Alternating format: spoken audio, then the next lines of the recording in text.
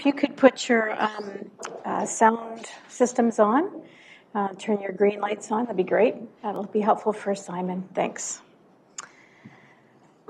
I'll call this meeting to order. Good evening. My name is Councillor Leanne Andreessen, and I am the 2023 North Perth Budget Chair this evening. I'll be chairing and calling this meeting to order. Welcome to the special budget meeting for the Municipality of North Perth. Today is Wednesday, March the 6th, 2023, and I note that the starting time for this meeting is 7:01 p.m. Let's begin with our national anthem. Please stand if you are able for the singing of O Canada.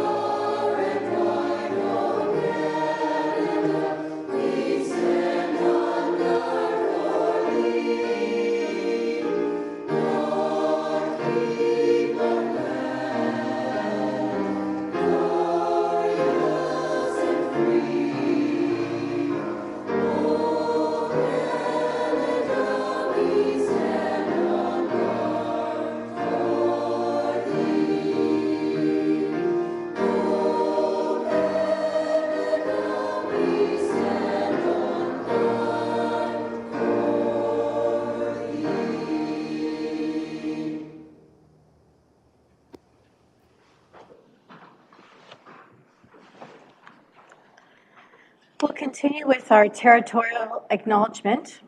We acknowledge that we are in the traditional lands of the Anishinaabe peoples. We wish to acknowledge and recognize the long history of Indigenous peoples of Canada and show our respect to them today. We recognize their stewardship of the land. May we all live in respect of this land and live in peace and friendship. Tonight's meeting is being streamed live on the Municipality of North Perth's YouTube channel and will be available after the meeting as an archived video. Anyone who is invited to speak will be recorded, and their voice, image, and comments will form part of the live stream. The chair and/or the clerk have the discretion and authority at any time to direct the termination or interruption of live streaming. Such direction will only be given in exceptional circumstances where deemed necessary. Circumstances may include instances where the content of the debate is considered misleading, defamatory, or potentially inappropriate to be published. We thank you for your decorum over the course of this meeting as we work collaboratively together. Welcome to those of you joining through the Municipality of North Perth's YouTube channel. Welcome to councillors and staff participating in the meeting, as well as any public joining us as well. This evening, Councillor Duncan is away. Our Deputy Mayor and Mayor are both in attendance, and our co-chair, Councillor Anstead, is joining us remotely.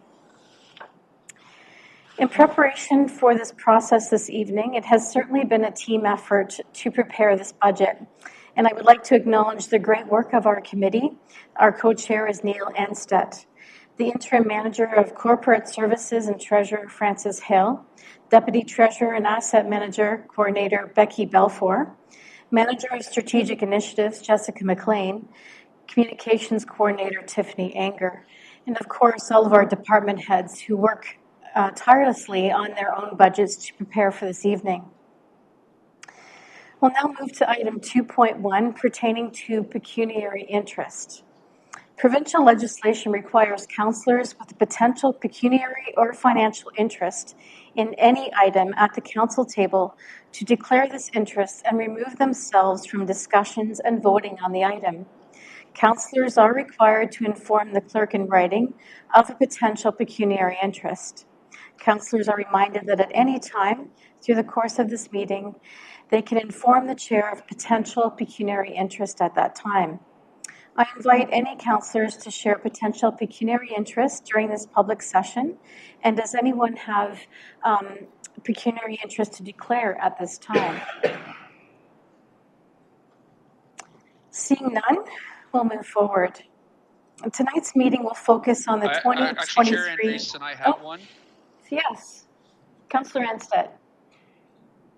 Thank you, Chair Andrees. Through you, I may have a potential conflict on item 6.1.3, dealing with the manager of programs business plan and budget. Again, I have 2 children that attend programs at those facilities, the St. Mary's Daycare, so I may have a potential conflict or pecuniary interest at that point. So with that, I would declare on item 6.1.3 and the confirmatory bylaw as well, number 9.1.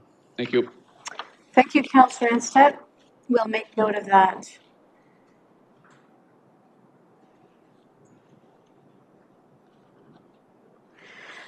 Okay, tonight's meeting will focus on the 2023 budget from an operations perspective. Capital budget projects will be reviewed at another date. This takes us to item 2.2 on our agenda.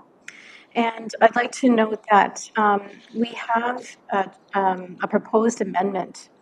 And if you would turn to item 6 on your agenda, we will need to add 6.1.9 in order for the business plan and budget to be shared by the North Perth Public Library.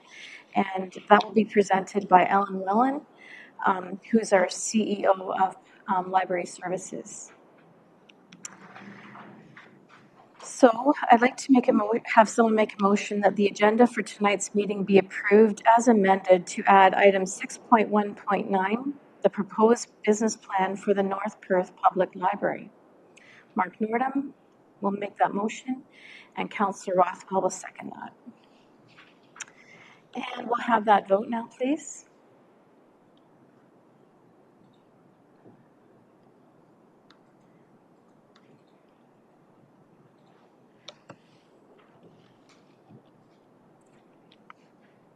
And that is carried. Thank you.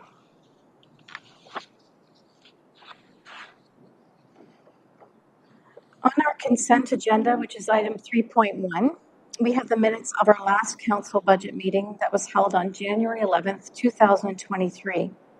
Councillors, are there any omissions, errors to the minutes at this time?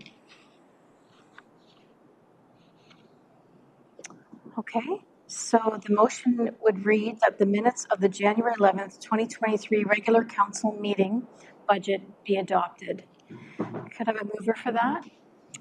Mayor Kaysenberg moves that, and a seconder. Councillor Richardson. And we'll have the vote now to approve that.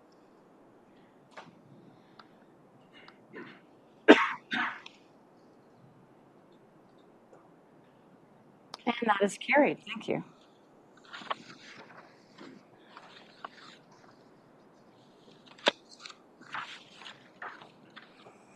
This takes us to item 4, which is part of the budget vision and comments and update at this time. I'll begin with a few comments, and then I'll be inviting Becky Balfour also to make a presentation. Tonight's focus will be on department business plans and their corresponding operation budgets. In order to get this today, financial personnel and our department heads and our deputy clerk have been working diligently to learn and use new budget software. In the past, we could see previous year budget amounts and actuals. And with this new budget software, we will not be able to do that because the budget lines are completely different as we move into 2023. Ms. Balfour will give us more information about that in her presentation to come. In the agenda package this evening, we have a summary of the ideas that were shared at our last budget visioning session. And some of the ideas can be categorized into operational items, and they will be covered in this evening's comments and throughout the budgets this evening, as well as through some of the capital budgets that will be coming in the future. Some of the items in the visioning process included ideas for the county budget, and those were forwarded at that time for the county's consideration. The ideas that were raised at the last evening, at the last budget meeting, were sorted into four main categories, including strategic initiatives, roads, services, amenities, facilities, and community well-being and safety. Those ideas were recorded in the charts under those categories, and my hope is that you have had time to refamiliarize yourselves with these ideas that were shared during the budget vision session. This budget process combines business plans, which I believe is extremely effective for the council and the public to see what departments do and how they use their budgets. Once we have worked through all the operation budgets today, we will take a look at the bottom line and how it will impact the tax rate. We have a few options for our consideration that we will review and debate this evening. Tonight will be an opportunity for council to reflect on the growth that has occurred in North Perth, which has been at almost 18%. As reported by the Toronto Star in January of 2022, the municipality's Property Assessment Corporation rated North Perth as the fourth highest community for growth in Ontario, among communities of 15,000 people and less. Our growth rate has been at a very high rate, and the growth will have an impact on our operations and our capital budgets for 2023. I'd like to invite Becky Balfour to make comments to us to help set the stage for reviewing the budgets and the business plans this evening. Welcome, Becky.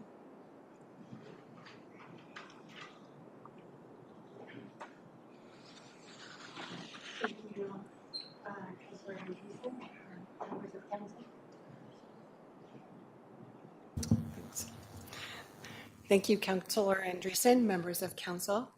So before we start with the 2023 business plans and operating budget summaries, I wanted to take the opportunity to explain the budget summaries.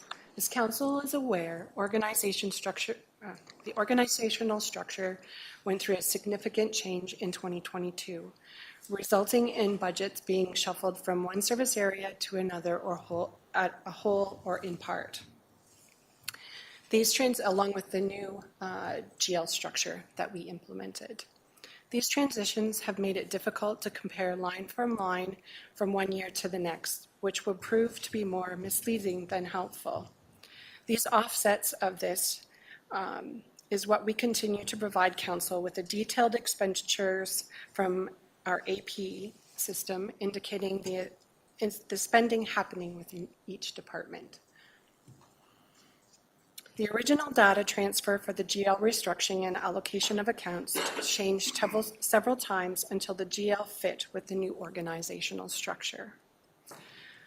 For some of the self-funding services like water, wastewater, solid waste, daycare, Perth Metals, and building department, the bottom lines from year to year are comparable with variances for principal debt payments.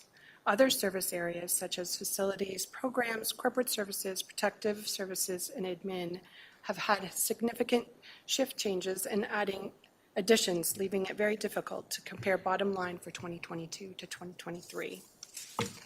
For example, programs have been created by the combination of daycare plus programming costs, former Parks and Recreation service area.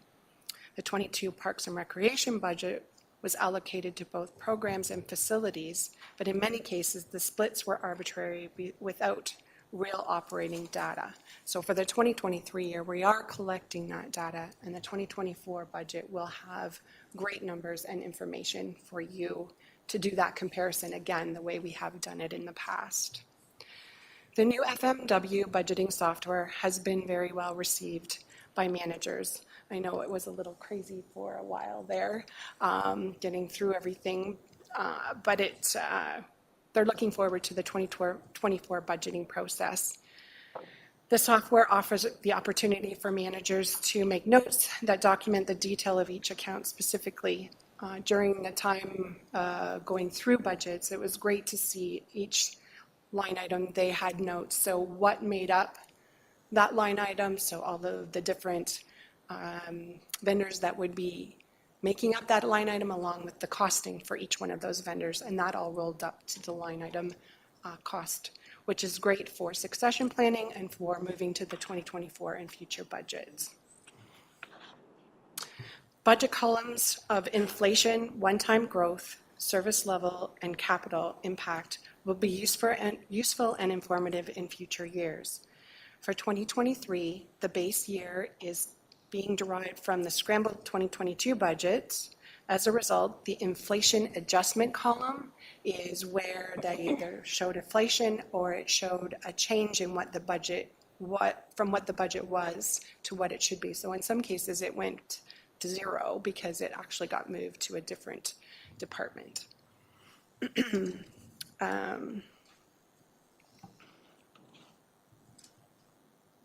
As a transition year, this has required managers to think through each line item, as I mentioned before, and hopefully has been a beneficial exercise. In reviewing each departmental budget, I was able to see the notes, as I had said before. Given we are unable to provide meaningful comparison for 2022-2023 line items, all service areas have been summarized by their internal departments. Staff are still resolving some reporting issue functions with the software. For example, Perth Meadows, when you look at their line item, it shows 0 across the board. And the reason it does that is because in one given column, the revenue and expense nets to exactly 0. If it was similar to water or sewer, where the columns are different, budget versus actual, and the bottom line for revenue and expense are different, even though the final budget nets to 0, you get to see the numbers there. So we have numbers in Perth Meadows. It's just because it nets to 0 that you can't see anything at this point in time. Next year, you'll be able to see everything. We've spoke to the programmers about how we can fix this for any of the departments that have a 0 to 0 programming. So Perth Meadows becomes a 0.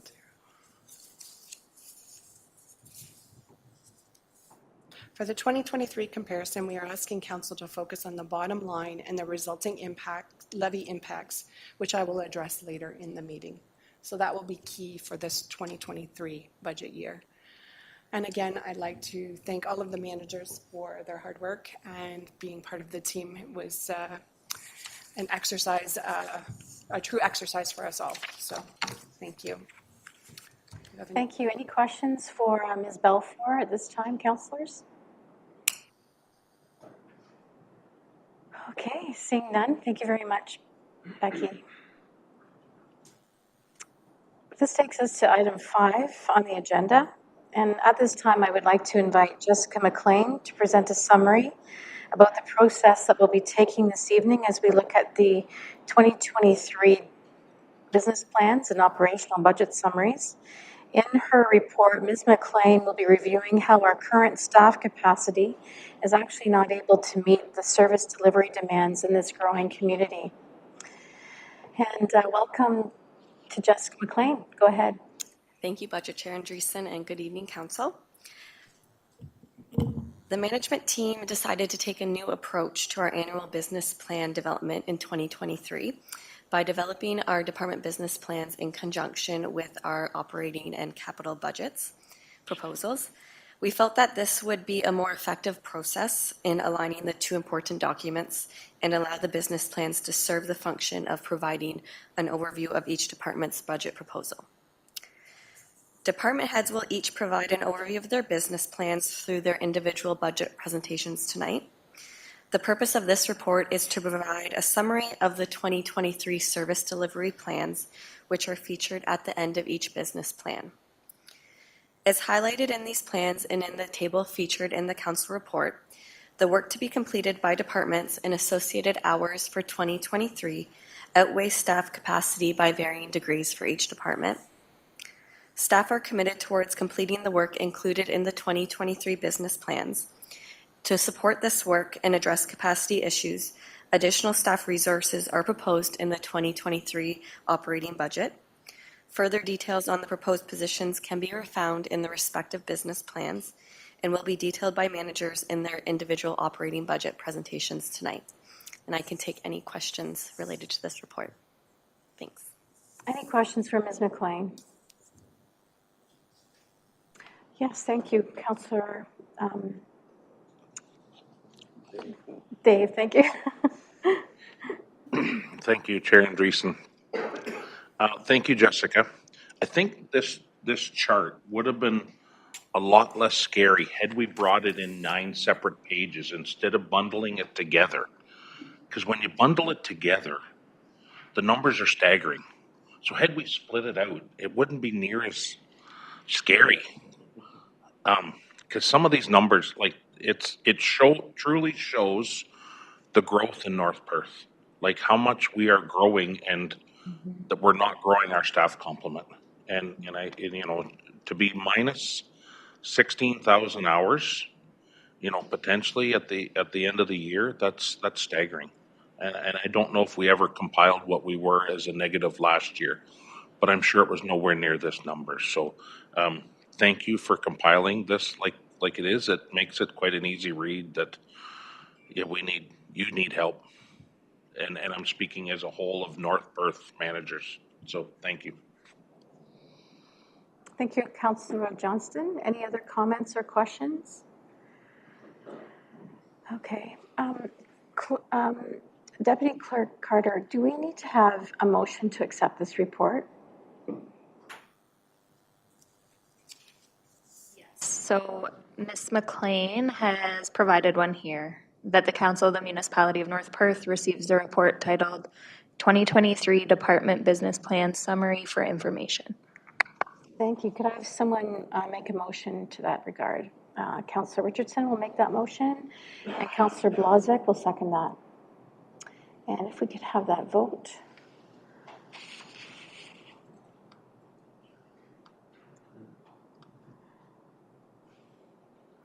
And that is carried. Thank you, Ms. McLean.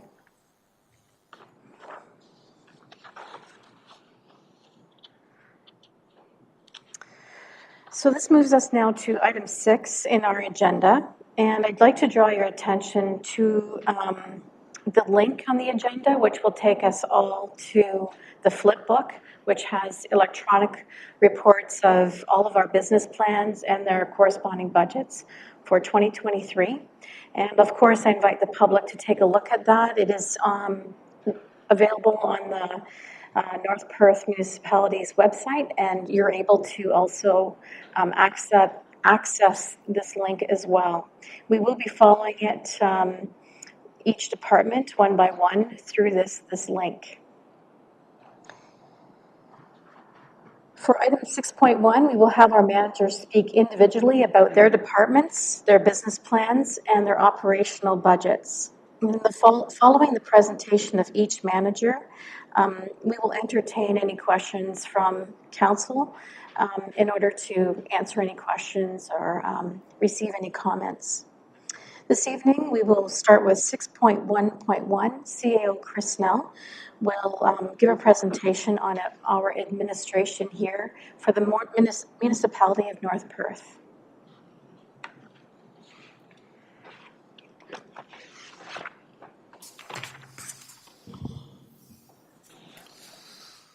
Thank you, Chair Andreessen. So the beginning of our business plan just deals with the overview of the department, the services our department offers, as well as some service measures and some KPIs.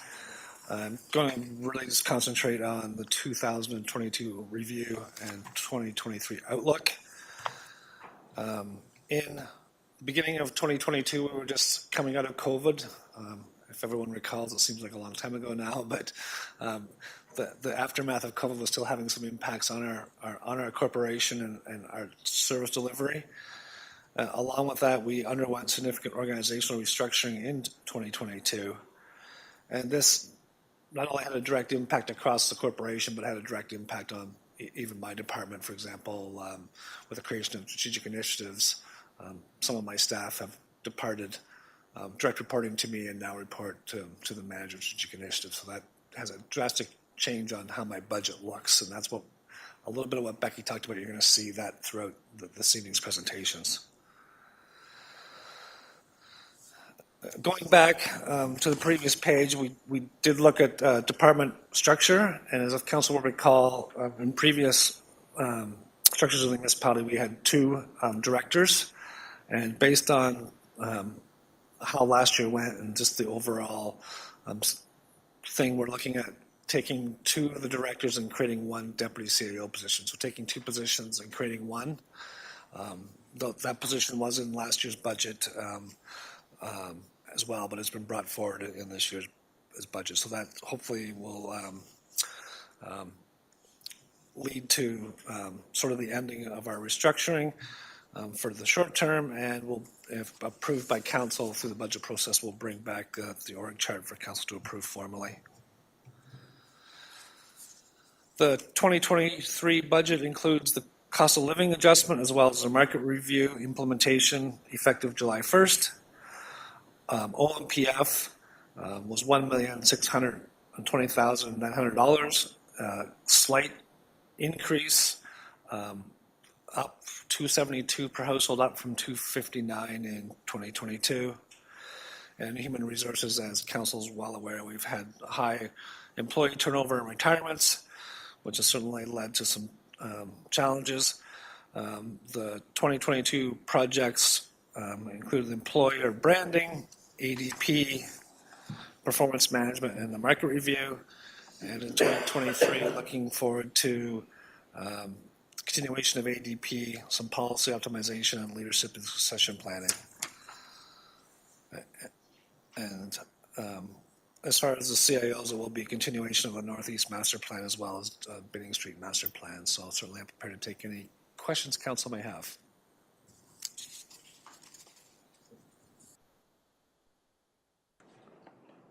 Councillor Rothwell, thank you. Thanks very much, Chair Andreessen, and thanks, Chris, for the report. Can you just focus in on, or unless you're going to talk about it now, the total department capacity, and explain to us the difference between base hours and total hours? And there's no estimated overtime, but I note on page 8 that the total remaining or overcapacity hours are 404, and I'm just wondering how do we calculate that? Because there's other departments that have estimated overtime, and that's where we get to whatever that overcapacity hours. So is it a different thing, or have I missed something? Thank you. So part of it is nobody in my department actually accumulates any overtime. So because basically my department's basically me and half another person, and we don't accumulate overtime. So really what it accounts to is actually stuff that doesn't get done. Mm-hmm. So if you were to follow my base hours through with my support, the base hours and strategic project hours plus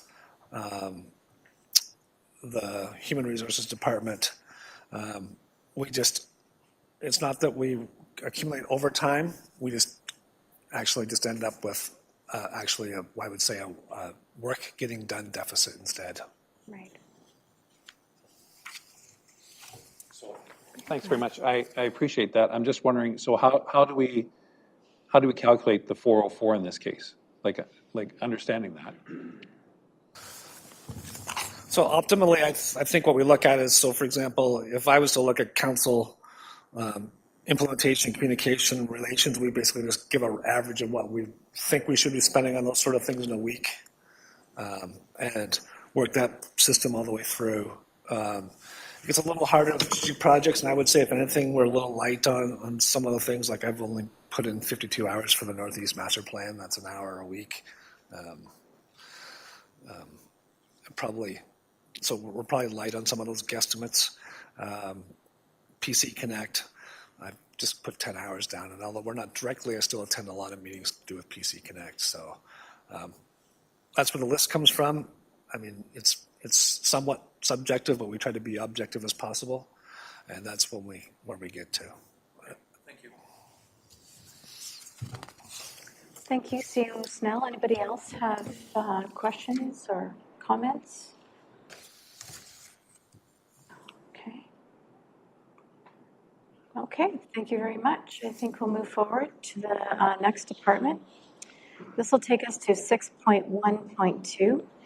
I'll invite Jessica McLean, the Manager of Strategic Initiatives, to come forward, and she'll be sharing her business plan and budget for strategic initiatives for 2023.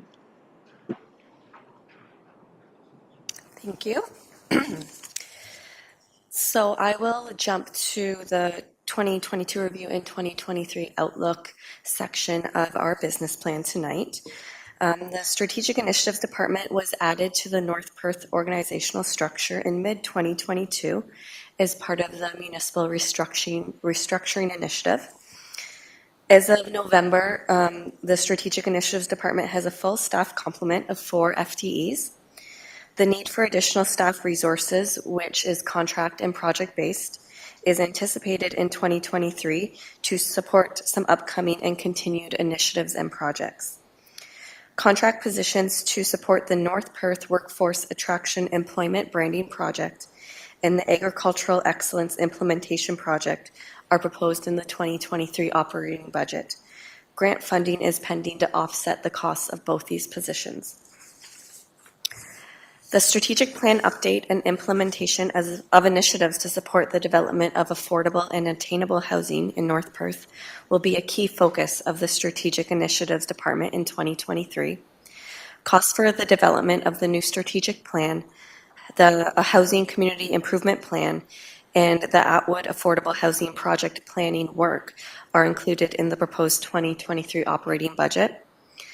As well, North Perth's 2023 share of the costs for the PC Connect community transit service is included in the proposed operating budget. Sustainability of this service will be a key focus of the project committee in 2023. In terms of the communications division, in line with how a growing majority of the public are accessing information, the Communications Division is proposing budget funds to be allocated towards paid social media advertising in 2023. An increase in the traditional marketing and advertising budget for radio and newspaper is also being proposed to meet current service level demand.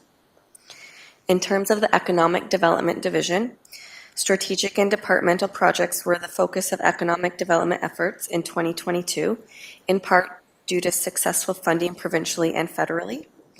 Due to staffing and construction competition, both internally and regionally, projects will continue into 2023.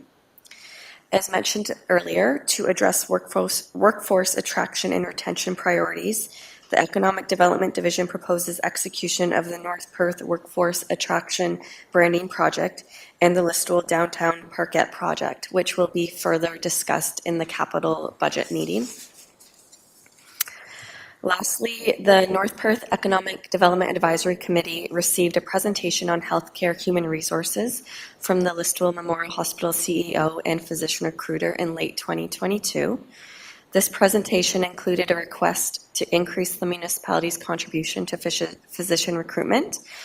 The proposed operating budget includes an increase of $10,000 to healthcare recruitment, and this would be a total of $20,000 in 2023. And I can take any questions from council. Thank you very much, Ms. McLean. Council, any questions, comments at this time?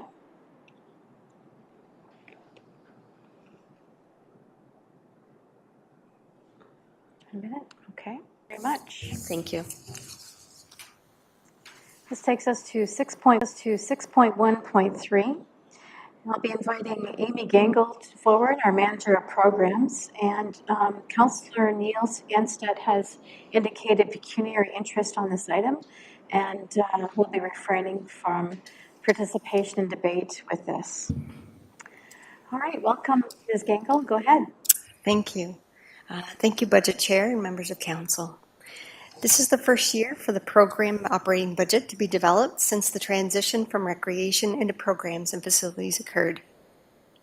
It reflects the people and the programs part of the budget, where facilities covers the places.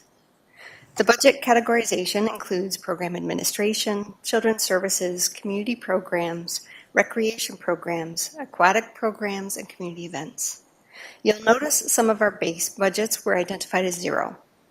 This is because they're new accounts, so the values added under adjustments will reflect in our final budgets.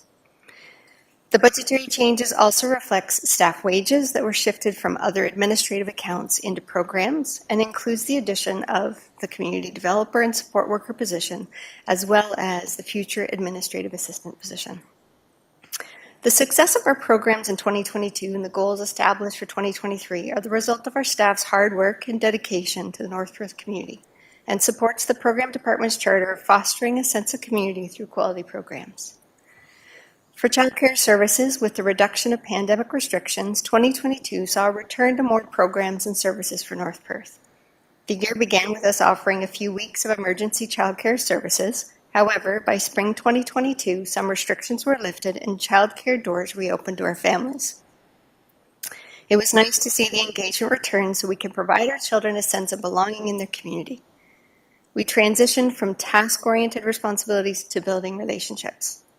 In addition to operating our licensed childcare centers to ensure the successful return of operations for the local nursery school, we provided support and assisted them with meeting Ministry of Education requirements to reopen in January 2022. Looking forward, in 2023, we'll continue to have ongoing discussions with partners and seek opportunities to build additional childcare spaces in North Perth where possible. In 2022, we enrolled in the Canada-wide Early Learning and Childcare System, CWELC, which is a 5-year plan that's being implemented in stages to make childcare more accessible and affordable. Fees will reduce every year, reaching an average provincial fee of $10 per day by 2025-26. Currently, per 2023 CWELC guidelines, our base fees are reduced to 52.75% to our families, and those costs are offset through CWELC funding. We'll also continue to receive the additional funds from the City of Stratford, our Consolidated Municipal Service Manager for general operating, special needs resources, wage enhancement, and fee subsidy. North Perth Early On programs and services saw 5,300 participants for programs and events in 2022 compared to 471 in 2021. Note that in 2029, we weren't permitted to start in-person programming until the fourth quarter. We look forward to partnering with the City of Stratford to continue to be the early on provider for North Perth area and hopes for a 3-year term. For community recreation, we saw 17,505 participants in program in 2022 compared to 12,185 participants in 2021 for youth, children, adults, and seniors. With the lift of pandemic restrictions, community use of schools was permitted again, and many programs returned. We also reestablished our volunteer capacity for our programs and events. Staff capacity continues to be a challenge, and therefore some modifications to program schedules may occur. To assist staff with recruitment and retention, our department is identifying set positions and shifts with the intention of providing staff with consistent work hours. For aquatic and camp programs, leaders are focused on supporting staff through the summer so they have positive experience and want to return the following season. Staff also engage with the public to promote the benefit of working for the programs team. We have offered several co-op opportunities in our aquatic programs, camp programs, childcare, as well as programs and facilities administration. In 2023, we will be seeking efficiencies through procurement of a new recreation and childcare software system. The addition of the program administrative system position will also be considered. With both these changes, program leadership can focus more on supporting staff and ongoing quality development. In 2023, the program department added the community developer and support worker position to our organizational structure. North Perth received funds from the City of Stratford to establish this position for a 1-year pilot. The community developer and support worker is essentially the social services navigator for the North Perth community and assists with meeting goals from the community's safety well-being plan. They're responsible for providing effective and dedicated support and connecting social services to the community.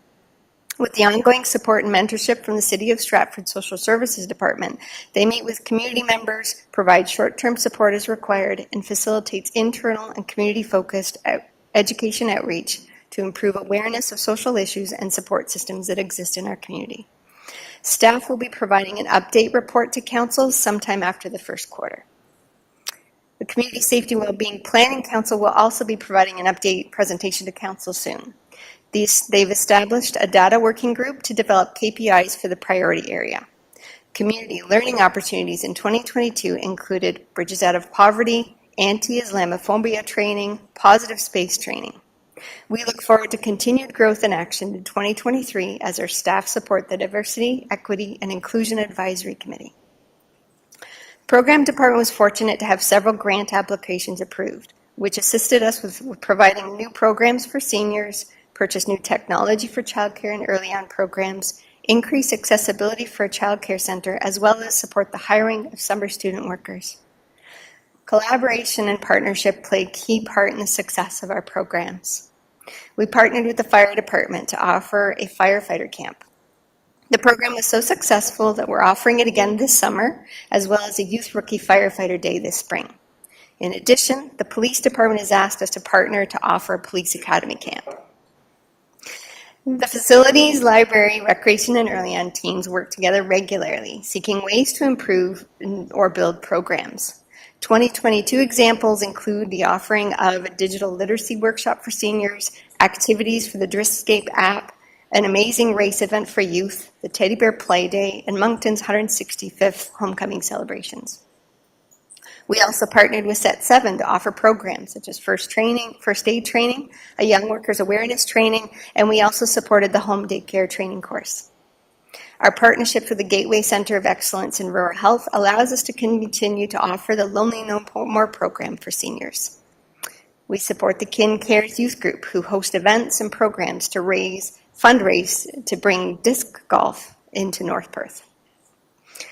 We work closely with communications and marketing team to promote programs, events, and services. The Community Connection newsletter continues to be an effective promotional tool for us.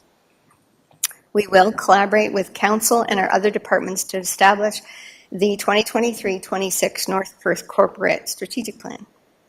Some future program opportunities for 2023 includes bird watching, play and swim, beginner public skate, board game days, Lego days, painting classes, cooking classes, a trail event, bike rodeo, new tournaments, and supporting the potential Galbraith Conservation Area project if it occurs. The impacts of the budget presented to you are related to expenditures for staff capacity, promotions and marketing, as well as materials and supplies to make these programs and services possible. To help manage our budget, revenues obtained through registration fees, user fees, grants, sponsorships, and government childcare subsidies. As the programs team, we are community collaborators, and we build connections with others, finding ways to optimize program development. We are fostering a sense of community through quality programs. Thank you. I'll be able to answer any questions if you have. Thank you, Ms. Gangle. Lots going on in programs.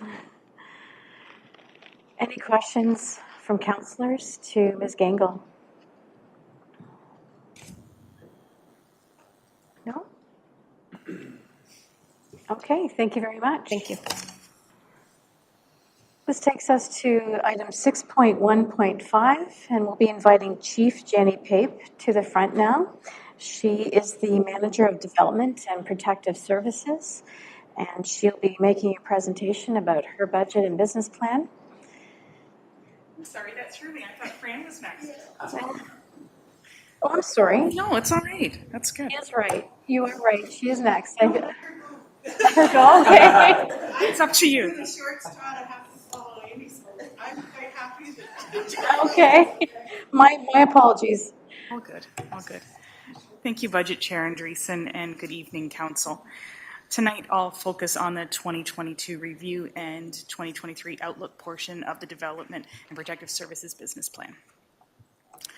As you know, the Building Department, Bylaw Enforcement and Planning Services moved into the Listowel Fire Station midway through 2022, and we joined a new service area called Development and Protective Services. Renovations to the Listowel Fire Station and the relocation of staff was not accounted for in the 2022 work plan and involved a significant time commitment of key staff. Renovations to the Listowel station were paid for from Building Department reserve funds. Despite recruitment efforts, the CBO position remains vacant. Although the municipality has retained RSM building consultants as an interim measure, a portion of the CBO's workload has been shifted to the Manager of Development and Protective Services Fire Chief. Similarly, the management of bylaw enforcement has shifted from clerk under the municipal restructuring plan to become the responsibility of the Manager of Development and Protective Services. A portion of the Manager of Development and Protective Services Fire Chief's wage has therefore been reallocated to the building, planning, and bylaw budgets to be more reflective of the work that's going on. The market review recommendations have been incorporated into the proposed budget, as well as increases for both insurance and technology. The building department activity remains strong in North Perth, with 415 building permits issued in 2022, creating 149 new dwelling units and 8 new commercial industrial buildings. Bill 23, as we've all talked about, will require collaboration with the building department and county planning staff in 2023. Building department rates and fees will be reviewed in 2023, the first time in over a decade. Rates and fees are anticipated to increase to account for the increased costs associated with administering and enforcing the Ontario Building Code within our growing community. Bylaw enforcement. In 2022, the municipality entered into an agreement with Tenant Security Group to provide bylaw enforcement, resulting in an increase in contracted service costs offset by the decrease in full-time salary and wages. A review of set fines will be undertaken in 2023 to ensure that we are in keeping with jurisdictions in our area and offsetting the costs associated with bylaw enforcement. The fire department. There's been a slight increase in rental income due to some outside bookings of our training room. We've also successfully renegotiated the radio tower rate to be more in keeping with what the other jurisdictions were receiving for the same towers, same type of tower facilities in different jurisdictions. The costs associated with operating the Listowel Fire Station are now shared with the building, planning, and bylaw departments.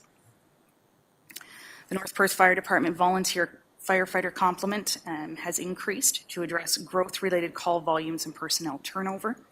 These challenges are being experienced in fire departments across the country, not just here in North Perth. The MPFD recruitment campaign was incredibly successful, with 14 new members hired, 9 for the Listowel Station, 4 for the Atwood Station, and 1 for the Moncton Station. That's our largest recruit class ever. However, with a large recruit class came a lot of extra training hours and the commitment required from everyone on the department. So there were additional training costs realized in 2022. Mandatory firefighter certification, the intensification of building density in North Perth, and the need to provide more in-house training opportunities for our personnel necessitates changes to the existing training program offered to our personnel. This provides the opportunity to introduce a full-time training officer position to the department. If approved, the job description for this position will include the requirement for that individual to respond to daytime emergencies to augment our daytime response, which would help with capacity issues that we experience during the day when our volunteers are at their full-time jobs. This position would also assist in alleviating the workload of our volunteer training committee. The individuals that are on that training committee have significant time committed, and it's becoming a strain. So we'd like to alleviate some of that as an attempt to keep them on the department. It would also help to alleviate some of the workload that I'm experiencing right now, as well as the deputy fire chief, when it comes to training, registration, things like that, when we're dealing with the fire college and setting up learning contracts. This would also alleviate the need for us to hire external agencies. We could bring that training in-house, which would better accommodate the schedules of our volunteer firefighters. Right now, we're sending them away to courses. Then if they're away, like right now, Deputy McEwen is away, then he's not available to us during the day for a week. Right? So if we could bring that training opportunity in-house, we don't lose him for that week of time. It's also difficult for our volunteers to take a week off of their full-time job to go do training for us.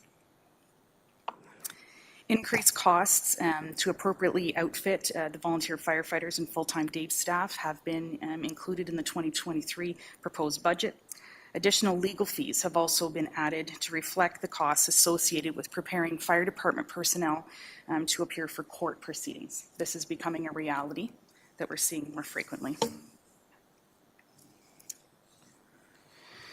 A modest increase to advertising has been requested in the 2023 budget to pay for Greenlight Awareness campaign as requested by Council in 2022. Moving on to police services. In 2023, there is an estimated policing cost per property of $409.60. This is only an increase of 3 cents per property when compared to last year's budget. The main costs that contribute to policing in our community, the municipal base rates, as well as calls for service. The increase in the 2023 budget is due to the addition of more properties. So that's the new development that we're seeing, and so that's a per cost. And the municipality has also seen an increase in calls for service. Be happy to answer any questions at this time. Thank you, Chief Pape. Any questions about her proposed budget or business plans at this time? Thank you. Go ahead, Councillor Rothwell. Thanks very much, Chair Andreessen. Thanks, Chief Pape, for the report. Can you speak further to the need for the training officer, and just to answer the specific question, is this a direct result of the province's closing of the of the fire college? Thank you. Through you, Chairperson Andreessen, yes, some of it, I would say, is. There's also, we have now mandatory training standards. That's new. And so that was introduced in 2021, that by 2026, all personnel in a fire department have to be trained to the service that they're providing. So if they're a firefighter, they have to be trained to NFPA 1001. That's the same as a Toronto firefighter. So those requirements go across Ontario. It is a good thing. It's bringing the competencies up. But because that's now a mandatory requirement, before we were training to NFPA standards, but now it's mandatory. And so we're trying to get ahead of it. This year, the focus is on the instructor program. And so by increasing our complement of in-house instructors, we'll be able to bring more training in-house. But yes, it has not helped that the fire college has closed.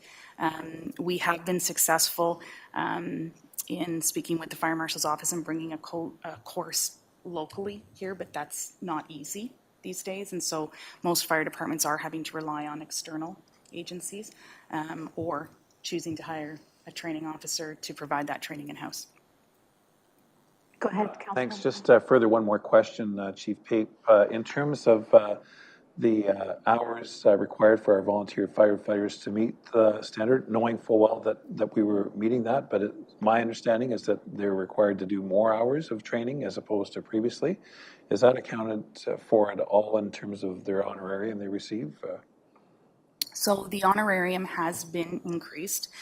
Last year, shortly after I took the position, the firefighters were included in the cost of living adjustment.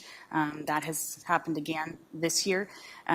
We are considering different remuneration strategy that wouldn't just be, it would be more based on hours worked than an honorarium, but those details are still in the works and will involve human resources as well.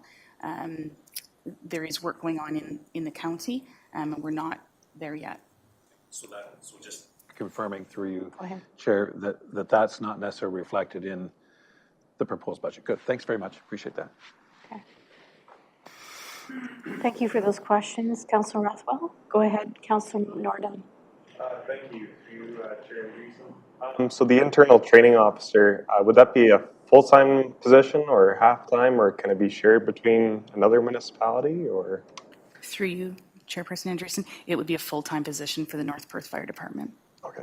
There may be opportunity, having said that, once if we find a qualified candidate, and once our training, we can start rolling out more courses, that we could offer spots in those courses to neighboring fire departments. We could recoup some of the cost, but it wouldn't be the lion's share of the wage. Great. Thank you. Any other questions? Okay, thank you, Chief Pape. So we'll correct my error.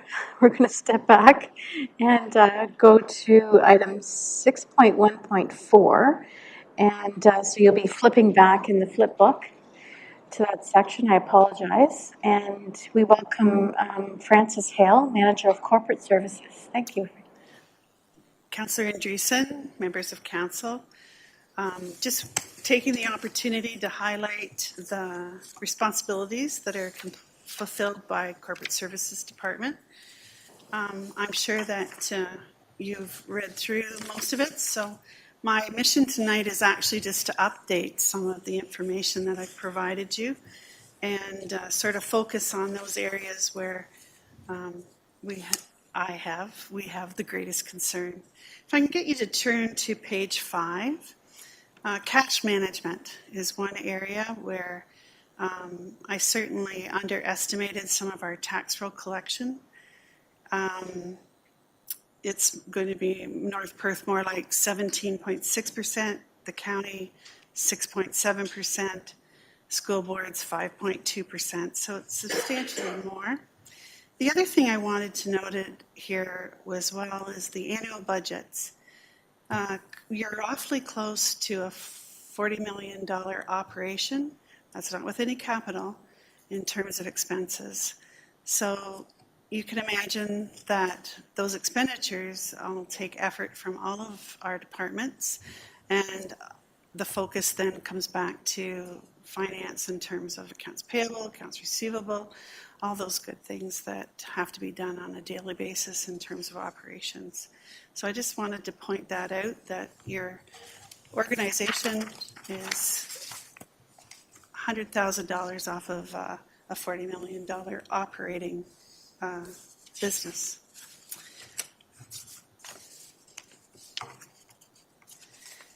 As council knows, we in corporate services are under a number of legislative requirements, and we've listed them there for you. I don't believe it's totally complete, but we feel that we've covered off most of them for sure. I also, under the review and outlook for finance, neglected to identify one of the major projects that we had in the implementation of our maintenance management system. It's been quite effective for all the departments. Our staff person has worked with each one, and I'm always amazed at what each department has utilized it for, whether it's keeping track of calls for service, or, I mean, it's just endless what it's been able to document and keep us straight. Our environmental services and public works certainly have utilized it, but we are also in finance utilizing it. Have you used it too? Not yet. But we are just quite excited about all the opportunities that we have been able to use it for. Of course, we've already talked about the GL conversion, our budgeting software, and the other one has been the paperless accounts payable. We see that that particular project is going to be wonderful, not necessarily for accounts payable. We're hoping that it'll be time saving there, but we certainly see it as being a time saver for our managers and for our record keeping. In the past, we would have book after book and having to make sure that they're all properly approved. This way it goes through the system. It has to be approved before it's paid. And then if I want to access that document, I can do it without having to bother anyone. In the past, we'd have to go rooting through. I mean, we had a system, obviously, but it still was, this is much better. Papers can't go missing. I'm really quite excited for this. We have a few things to still accomplish, like visa payments, how that works throughout that, but I think it'll be a great tool for everyone.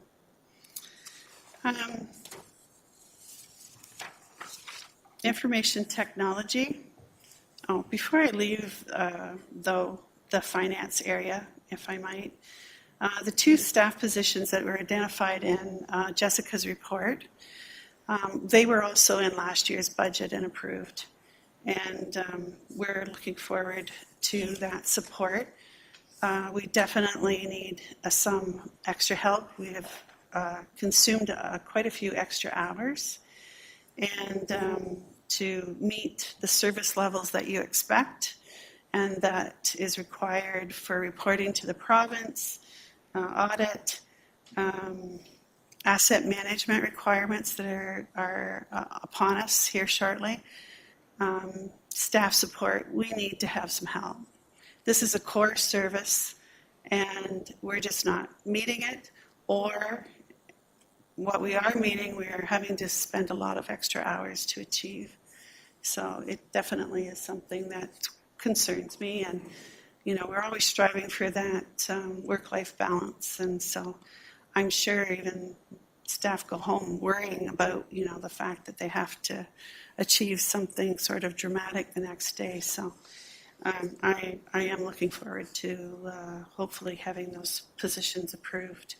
As well, information technology took on a huge number of projects, and they support all the other projects. There really isn't anything that happens in North Perth anymore that doesn't have a technology component. It's just the way of the world, and I feel our three amigos have done a great job. They definitely put in more than a half an extra person in additional time, and we have a lot of devices. We've tried to list those for you in the data that was provided just before this, just so you get a taste of what it is that they're being asked to service. Legislative services, with the election behind us, which went well, I believe. We now have a new council committee being formed for governance, for bylaws, but we also identify that we have a lot of other bylaws that need to be considered. Our manager of, what's your title, Janie? Is really pushing us on a few that need to be updated right away. We're falling behind. Those bylaws either were good for their time frame or they were missing something even then. So definitely have to have them reviewed and brought up to date. And there's quite a few of them that need to be addressed, not only in terms of we might not have a director of finance anymore, but that position's being noted in some of the bylaws. So there's things like that, even housekeeping that need to be addressed for sure. Corporate record management, it's a huge concern for myself. Sarah does a wonderful job. I shouldn't name names. Our deputy clerk is doing a wonderful job. We do have an electronic base, however, and it's based on tom rims. However, it's underutilized. I don't believe our new staff and certainly our old staff have not been utilizing it the way that we need to, so that when I want to look up an agreement, I know where it is, I can find it. I wasted, I didn't waste because I achieved it, but through the deputy clerk today, you know, finding an agreement that should have been easy to find took a couple hours. And it's just, yeah, just not a good system that way. And so we are proposing that we bring someone in during 23, to end of 23, early 24, to have a good look at our system and identify our strengths and weaknesses and what we have to do to fix it. And that'll be brought to council for consideration. Of course, I don't think I dwelt on the ward boundary project in this well enough. It'll come up again in projects, but it will be a very time-consuming adventure for our legislative service staff as well. So in our service delivery plan, I think each of us did a little bit different on the base hours and estimated overtime. So I included in our base hours not only our base hours that we have, which would have been 16,640, but I also included the hours that we, about about 60% of the ones that we worked extra last year. We can't keep it up. I can't have these people working these extra hours. So I have included that though as the base. And so I've got the estimated overtime. Overtime, of course, is misleading. No one gets overtime in finance. It's extra hours. And giving me a total. So definitely have a need there. We're a core service. You know, we do the base work. We're not fancy in any regard.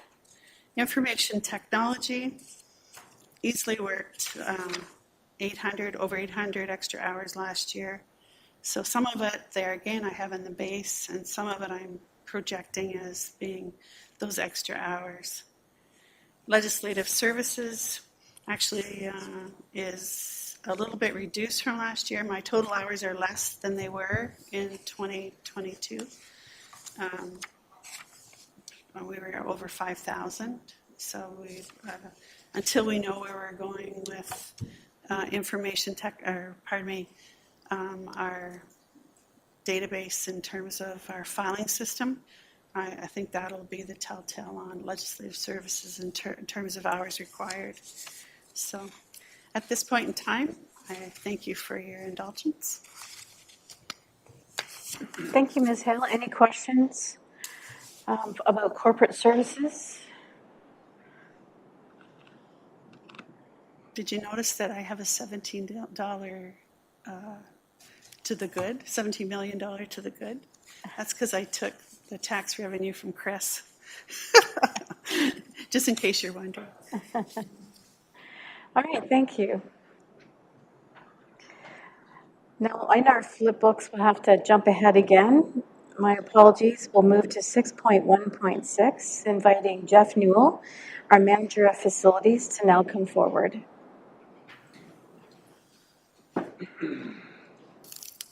Good evening, Chair Andreessen and members of council.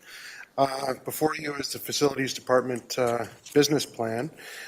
One of the things I wanted to indicate when it came to preparing the budget is we've had a number of years of uncertainty related to COVID. So 2022's numbers that we had budgeted for were actually based on 2019 actuals because we couldn't have a comparison of revenue in 2020 and 2021. So the numbers were somewhat skewed that way in order to come up with numbers for 2023. You're literally looking back 3 years in time to see a regular year for the Facilities Department. The Facilities Department is responsible for the care of the municipal facilities, both recreational and non-recreational. It includes Perth Meadows, cemeteries, cenotaphs, parks, open spaces, and trails. Facility maintenance of non-recreational facilities includes custodial, capital projects, and some operational responsibilities within fire, child care, public works, and library departments. Within the Recreation and Parks Division, sports field maintenance, turf management, horticulture, playgrounds, buildings, arenas, halls, swimming pools, and splash pad management are the core functional areas. The Facilities Department does the following work, or description of work. They ensure that the parks and facilities are managed and maintained to the level where we provide safe and pleasing atmospheres to meet both active and passive needs of the people. It includes centralized booking of all facilities such as arenas, halls, sports fields, pavilions, and pools. Through horticulture and park beautification, we look after a number of parks and 38 gardens and flower beds, and these are areas that are responsible with BIA. We maintain trails and develop trails and address gaps and potential connections of North Perth and G2G trail systems. We provide maintenance to public works, daycare facilities, libraries, and fire stations. We provide maintenance and cleaning services to their administrative spaces and public works in their facilities, as well as doing additional project management for capital projects. With regards to Perth Meadows, the administration and management of a seniors residential campus development, 18 townhomes and 36 suite units. We oversee the maintenance, including custodial, contracted maintenance and repairs, as well as the coordination of suite life lease agreements. And we also look after resident communications and services. Cemeteries includes all the day-to-day operations of the cemeteries, which include maintenance and upkeep of grounds and assets, and corresponding with the public in response to their requests, and working with third parties, including funeral homes and regulatory agencies. With regards to our department structure, we are anticipating that there'll be future changes to the one that is presented here. And that is a reflection of the workforce and the tasks that we have at hand. Now that we've joined or we've taken on more capital projects with the other departments, not just Rec and Parks, capital project facilitation is one of the things that we really need to focus on. When it comes to our overview, what I just described is what we do year after year. What is the unusual things that stand out are our capital projects. Last year, the projects that we were able to achieve were at the Atwood Cenotaph. We removed walls and we resodded the property. We looked after the Listowel Library masonry. The Wallace Community Center had an HVAC unit installed. We received a new truck. We were putting baseball lights in Moncton. We did fencing at Memorial Park, put a training roof on the Moncton Fire Station, and the Alma Memorial Community Center kitchen flooring was also done. A number of projects also came to us midway through the year. One of the ones was Chief Pape mentioned the Listowel Fire Station. We did a renovation to add administrative space there. The Memorial Arena Park project is underway, and that was something that is exciting for us to work on. Set 7 at the Elm Memorial Community Center, that's requiring facility upgrades. The North Perth Access Center, or the Hub. The video surveillance project with Listowel Memorial Park through the OPP grant. G2G trail connection for the Alma Logan Recreation Complex, and initial stages of development for 4 additional parks through the use of a consultant. So those are all projects that just came to light this year that we hadn't planned on in last year's process. That being said, some things got dropped, and so when we see that we have an overcommitment of our staff, 1 full-time equivalent basically, things like the Gowanstown Trail spaces, parking spaces, Trowbridge Pavilion at Robert Mathers Park, the Moncton Ball Lighting Project has been moved over into this year. In aquatic facility drawings, a lot of that has to do with staff time and not being able to get those accomplished. But we also had expenses that we were not prepared for, and Lyndon will also speak to this, as everyone knows that cost of materials and supplies was not planned for, and it meant that we couldn't complete some of our capital projects. There's a number of ambitious projects listed for 2023. That's not a comprehensive list of it, but there's a number that would be seen as capital in nature and other projects that are just departmental projects. So things like a water softener is not a capital project, but it's equipment that needs to be purchased. So there's a number of items that are listed there, and again, not exhaustive. As I mentioned, there is a list of our planned projects and the amount of hours that it would take with an overcapacity of hours. So just as a recap, we're looking after more facilities than we have before. Our costs are higher than what they normally would be, but that's offset with rent from the libraries, the daycare centers, so it nets out that way. Their costs is a rent payment to us. The new charter of accounts have merged costs, so that's made it challenging for us to align our costs from last year's budget. We've projected a revenue increase of 2% for all of our user fees, which is a standard increase that we've done in previous years. The overall budget is planned to be $2.66 million, which is up 2% over last year. And I'm happy to answer any questions that people may have. Thank you, Mr. Newell. Councillors, any questions, comments at this time about facilities? Seeing none, thank you very much. Thank you very much.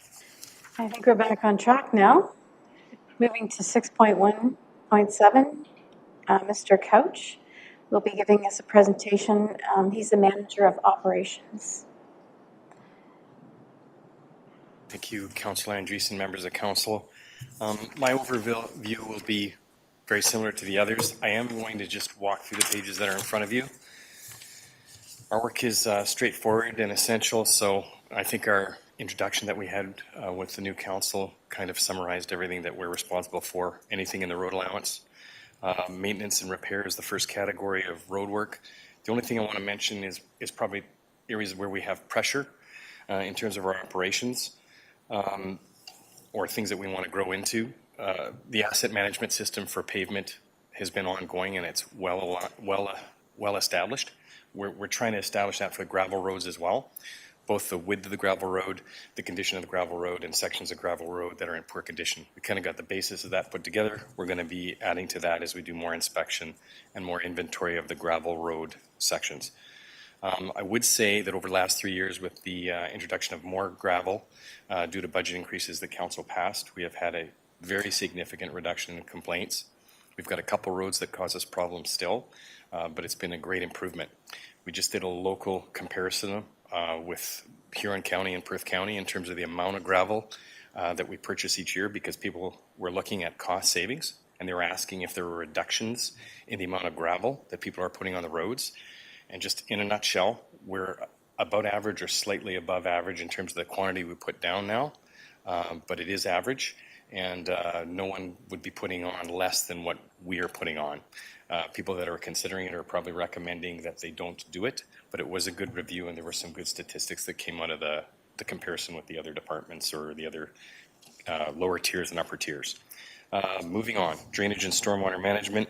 There's going to be an improvement and an increase in activity in stormwater maintenance and construction projects once we get our master servicing plan done. Of the 3 areas that were stormwater, wastewater, and water services, stormwater was the least mapped. Only about 25% of our inventory was understood. So when we get to know the other 75%, we're going to get to know that they might have some problems and that we have to make some more repairs. So that's happening this year, so look for that. That's not represented in any increases in this budget because it's under study. Moving along, development review and management. There is more staff time headed in this area, significantly my time, also some finance department time, as well as the public works supervisory and infrastructure supervisor time, dedicated to more involvement with inspection, site review, and also in the office with legal review, with agreements, and certainly with easement creation and easement monitoring. So those are just areas that we've grown better at out of necessity, but it takes time. GIS services as a final area that we take care of. It's been an excellent growth area for asset management. We're noticing that even the addressing program and policies that we have in coordination with the county need a lot of upkeep and upgrading once we've paid attention to it. So there's going to be policy changes in that area. This is an interdepartmental service, GIS, so every map that you see probably through a council year is going to be coming out of GIS, or many of them will be. So we service any geospatial needs and representations that are needed amongst the various departments for that. So that's the nutshell of the services. Our structure is outlined there. No comments to be added on the structure map or the organizational chart. We did add a last-minute part-time person, full-time hours for the winter to try and backfill some of the gaps we have in our winter hiring, and I'll get to that in a little bit later. If we look to the legislative standards, they're all listed. Everything's dictated through the Highway Traffic Act and minimum maintenance standards for us, pretty much. There's a lot of other regulations, but those are the two big ones that we know we have to really pay attention to. Outlooks, the 22 program. Just wanted to highlight the rural road widening program that we're going through with hardtop. It doesn't look like grade increases, but a 6.5 meter wide road, or a 6.8, which is what's sitting in most of the country of North Perth today, is being widened to at least a 7 meter width with a 0.75 meter shoulder. I talked a little bit about that when we introduced what we do to you as a new council. It's making significant differences, I think, for roadway travel, and even just to have a bit of a shoulder as a safety drop zone for pull-off. We're trying to average out 1 kilometer. It would be great to get to 2 kilometers of that road being rebuilt each year. It takes a lot of skilled staff to do that, and we use internal staffing for it. So the backhoes are out, the trucks are out, and the graders are out an awful lot as we try and do those rebuilds. We're hauling a lot of material in. Just quoting conversations with some of the folks that live on 88 and 89 from last year, they said, wow, this looks like a lot of work. Why are you doing it? But when we got finished, the same conversations with the same individual said, this makes a lot of sense. You know, good that you move the mailbox because it's getting wider and we're backing things off in the signs, but it gives just that little bit extra space for oncoming traffic and the bigger vehicles. And we're still working within the road allowance that we own. Moving on from what we do with roads, wintertime, the Christmas blizzard was an excellent exercise in understanding what a long-term event does to us. I'm going to summarize it by saying, you know, if we have one person sick with the amount of machines we have to roll, it works. We have coverage and backup. If we have 2, either on vacation or sick, we're running into difficulty. We have to back up with probably somebody covering another's beat. Level of service doesn't change much. It slows a bit, but over an extended period of a week, we're in difficulty. That was compounded with the difficulty of hiring part-time winter operators this year. Moving down on that list, just wanted to say the last statement on this is page 4. Ongoing study work involving the Transportation Master Plan. I really am hoping to bring that in April. The Master Servicing Plan will come at the end of the year. And then also pre-engineering of future construction projects. So you're going to see operational time spent investigating what kind of condition the roads are in, but also doing pre-engineering work for jobs that are 2 years out. So we're trying to establish that format, and we'll know well in advance what the assets are that are going to be worked on, and we're prepared to go with them. It helps us with funding applications too if we can do that. So that's a success story for us. Looking to 2023, higher costs for materials and supplies as well as higher service level commitments are issues. It was very timely that the calcium award was presented by the CAO and not by me because I was sick. Just Monday, we saw there was a 47% increase in the cost of the calcium and transporting it this way from the 2020 prices. We saw there's 8 and 10% increases in the last 2 years of it. We tried to put out a 3-year tender to try and give security to bidders so that they know they've got it for a while and that they're not going to have to go to an extension and say that I'm going to honor this price in year 2. You can just give us your price, and they're concerned. They're concerned about diesel, and they're concerned about the cost of the material and the supply. And those prices are high, but I know of no other way, and we've talked about it a lot, to control dust other than to do the program that we're doing. So that was the example. Now that's a significant increase in price, but throughout the operational expenses, diesel, transportation, material supplies, and salaries are the key factors that are just input into each one of the sections to get to where we end up when we see the blue sheets. I wanted to mention vegetation management for a second. Did talk to the other local lower tiers and the county. We provide the service for vegetation management for the county roads here in North Perth. They get the exact same level of service. We contract out the same service provider, and they provide that service for all the lower tiers in Perth County, and we all get one price. We're trying to renew that contract, but that's what we have. We are looking at increasing that level of service, and I know Council has asked for a report on it. Increases in that aren't here. The $25,000 that we'll spend on the spraying program could be doubled. We could do it every year. That's a quick and simple answer of really augmenting the program. Other jurisdictions do it. I've asked our supplier to give us a price and to tell me how many, but several do. So those are considerations that aren't in here yet, but they will come as a separate report. I think really the only summary is the 2 bullets in the bottom of the last page. Winter operations, yeah, we really did struggle getting part-time operators. Many of them are attracted to political office, and we lose them because of that reason. Others simply find that farm operations and other employers are better places to go. So although we miss them, we gain them in other ways. But it does create gaps, and we had a real difficult time trying to find people this year. In fact, so much that we were knocking on doors almost, and did find finally a young person to come in and fill a gap in the Listwell shop. And then if we extend that over to summer, I already said the road widening program is the big one. Skilled operators through the summer, vacation gaps, sickness, the rest of it. It just is a time of year when people are away, but we still need to run those summer operations, especially those strategic ones, like road rebuilding and road widening. So that's where there's a gap. The grids are in front of you. We've allocated time between, and almost all of it goes to our service hours. We've got strategic initiatives, which is almost all office time, and it's not great, but it's significant. And then the final area of strategic projects that talk about things like the road widening and the other projects that we have underway get us to, a half-person year shortage. And we do have a 0.5 full-time person that we share with another department.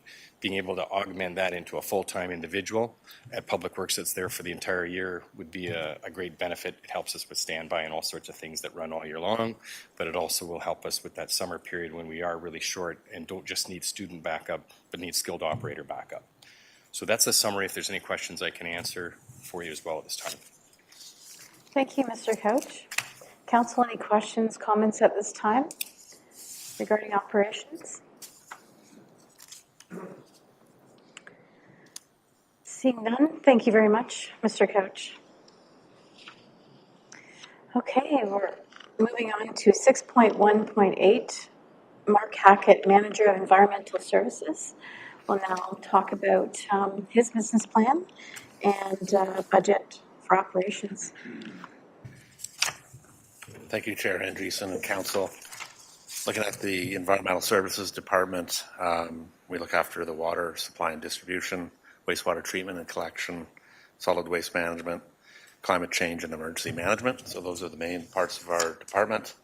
I have a number of legislated standards and regulations that we're required to meet, that they basically dictate what we do and how we do it and when we do it and why we do it. So, and again, I won't go through those. Looking at the outlook, review and outlook for 2022 and 2023, looking at the water and wastewater kind of combined, residential growth has continued obviously to be strong in 2022. We had 1,032 locate requests, so it keeps staff busy with that. We've also, under provincial regulation, the water and wastewater systems are required to be self-funding, so therefore they're based on a user pay system. We did try to hire a utility supervisor last year. That was approved in the budget, but we tried a couple times and we were not successful in finding a suitable candidate. We did hire a utility operator position, filled that, and that was very late in the year last year. So we'll be reevaluating how to move forward with the utility supervisor position sometime this year. Looking at the water department specifically,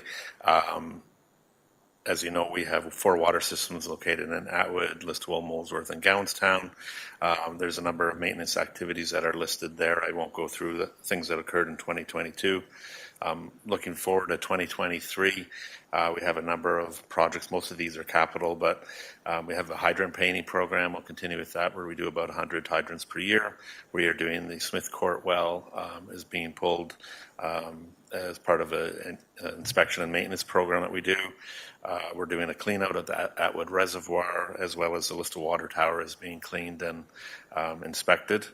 We'll be continuing with our valve turning program and fire hydrant maintenance. One of the big projects, again, that's coming forward and coming very soon is the water meter replacement program. That will be getting going here early in the spring, so there'll be a bunch of information coming out very shortly. The other one we're doing is a water system hydrogeological assessment in Atwood to look at the well situation there and with the growth that's occurring in Atwood. And then we're also looking at putting in a bulk water station in Listowel, but these projects will be coming forward as part of the capital. Looking at the wastewater side of things, we have the one wastewater treatment plant in Listowel, and we have a number of pump stations in both Atwood and Listowel. Again, I won't go through all the different things from 2022, but I'm looking at 2023. We have a number of projects that will be coming forward, the clarifier retrofit, including a new scum removal system at the wastewater treatment plant. That's actually a carryover. Waste station upgrade at the wastewater treatment plant. The septic receiving station is looking at we're doing a tank refurbishment there. We'll continue to be looking at the infiltration and inflow work that we can do in the system. We're replacing the return activated sludge pump and some pumps. Some of the pumps at some of our pump stations need to be replaced as well. Looking at the solid waste side of things, we had a pretty good year in 2022. We were about $45,000 ahead in what we budgeted for landfill tipping fees. The automated collection program continues to expand with the growth that we're seeing. We added 126 new waste bins in 2022 and 138 new recycling bins. We have a lot of new changes coming to recycling, but I wanted to kind of concentrate on a couple of things that we do at the Alma landfill. So we have the mattress recycling program, and that's been in operation since 2017. And to date, we've done over 5,330 mattresses that have been recycled. And I always like to kind of illustrate it by showing that that's about 38 tractor trailer loads that has not gone into the landfill. So that's space that's saved at the landfill. It's very valuable. We've also been recycling styrofoam at the landfill as well since late in 2020, and that equates to about 4 tractor trailer loads of that too. So those are both good things moving forward. Looking at the service delivery plan, again, in the first part, we have our total department capacity. We only have a couple of the strategic projects. They only add up to about 100 hours. And then when you look at the departmental projects, the big one being the water meter replacement program, we're estimating about 500 hours of staff time. So we're approximately a half a person short, but that will be absorbed into the staff that are currently working there. So I think we should be okay without adding anyone in the near future. I did have a few comments about the emergency management and climate change part. That's something that's new that's been added to the environmental services. And we're actually looking at approximately $55,000 less going into it this year. And that's mainly because in the past, the council has had we've been putting money into reserves for emergencies over the past number of years, and I think the goal was to get about 3% of the operating budget into reserves, and we've achieved that. So we've actually reduced the amount that we're putting in this year by about $75,000. And then just to note too that the rest of the stuff that I do is all not on the tax levy. So the wastewater side of things, the water side, and the landfill all have revenues that come into through various different ways, through the water meter billing for water and wastewater, through landfill tipping fees, scrap metal, electronic sales, things that we do. And then we have the expenses then that come out. And then typically on a smaller scale, we try to put some money into reserves for the solid waste. And so to get that number to zero, we're transferring about $2,000 to reserves in 2023. That being said, for the wastewater side, again, to get to zero, we're transferring money into reserves, about $945,000 to reserves. And that, again, is to be used for capital projects in the future and things that are coming up. And then on the water side, we have about $586,000 going to reserves on the water side. So that's basically my presentation. I can take any questions if there's any. Yes, thank you very much, Mr. Hackett. We'll take some questions for council, beginning with Mayor Kasenberg. Thank you, Mr. Hackett. I look at the number in the budget with regards to base hours on climate change. And I find myself a little bit concerned with how modest that number is. I know that there are some activities at the county, so it may be that CAO Snell also needs to weigh in on this based on his understanding of what the county is doing. But given that climate change is a very significant near future threat in our world, it seems like we're not doing all that much there. And I'm just wondering if you could comment on that particular line item. And perhaps, if I might make a gentle suggestion, we should be benchmarking what other municipalities in the area are spending on climate change to get a sense of whether we're in the ballpark, whether it's not our play at the municipal level and more either upper tier or higher level governments or not. But I'd certainly like to some comfort around the issue, since this investment seems pretty small. Yeah, I could attempt to answer that. In the past 2 years, 3 years, we've had a contract position for a climate change coordinator. That person has moved on to different things. The plan was that thought that it might be going to the county level at some point, that there would be a position filled there. So this number is much lower than it was in the previous year. I had accounted for a full-time 35-hour-a-week person, 52 weeks a year. So this is just sort of some of my time. And I believe, I don't know, Chris, if you want to speak to that at all, about the potential at the county level for that position to be moving to. Thank you, Mark. Certainly, I think we're in a transition. Certainly, as many have attended the launch of the County of Perth Stewardship Program, so that is also being launched, and we'll be a partner, and hopefully many of our residents will be able to take part in that program. But it's also hope that, the county takes on the role of the climate change coordinator. Then we'll be able to really assess what needs we have. The one thing we really do need to develop is a climate lens that all staff can use when making decisions on projects. So I certainly understand the concern expressed by the mayor, but I do think we're in a bit of a transition, and hopefully we can work with the county and our other lower tier partners to move this forward. But I do think maybe the mayor's suggestion of doing some data collection against other lower tiers would be a useful exercise. Thank you very much. Any further questions? Yes, Councillor Rothwell. Thanks, Chair Andreessen. So just further on that point for the mayor and for our county councillors, in the 2023 adopted budget of the county, was there any dollars associated with climate change? Because I can tell you at the information session that Councillor Nordham and CAO Snell and I attended, there was no specific knowledge in terms of what that amount would actually be in terms of implementation of a potential launch of the stewardship program. So that's a concern that I have. So perhaps our county councillors can enlighten us. I mean, I'm just rapidly looking this up in the county budget. I don't recall.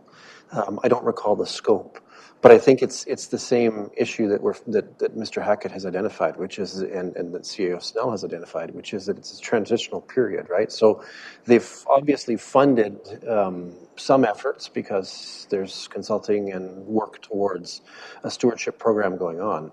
The question is that the scope that we as elected officials at the municipal level, is that the scope we expect? And I don't know that I have comfort yet in being able to adjudicate that. I think I need a little more information about, what's happening with other jurisdictions, what kind of roles we can play and should play. But I do note that number seemed small. And so I was expressing that concern. If you'll give me a few moments, I'll look and see if I could find what the county budget says about that. Yes, thank you. Councillor Andreessen, our Chair Andreessen, just through you to Mark Hackett here. The comments on page 6 dealing with the recycling in Ontario. So you mentioned specifically about the change to producer responsibility and so on. So just looking at the chain or the tab, the operating expenditures on page, well, help me. Anyways, the last page of your section. So, or second last page, the dealing with the recycling piece. pardon me, the third last page, the blue, it says page 1 anyway, after the page 8, so I guess it would be page 9. So the section specifically dealing with curbside pickup recycling. So is it, can you just, for the 2024 then, looking forward, is that 199.5 figure then would be, or half of it, because it's supposed to come in 2024, midway through the year. So it would be half of that would be removed from our budget. Is that your understanding? That is my hope for 2024, that we would see that cut in half, and then moving after that, that could be completely off of the books here. Yeah, definitely. Yeah. So just the reason for that, and again, this is looking ahead, is that's a significant change.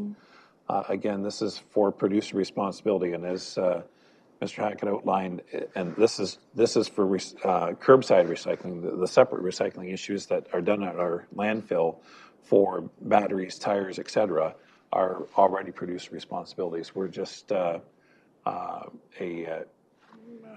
reception or for that, but it is our staff time that's enabling that process, correct? Yep, that's correct.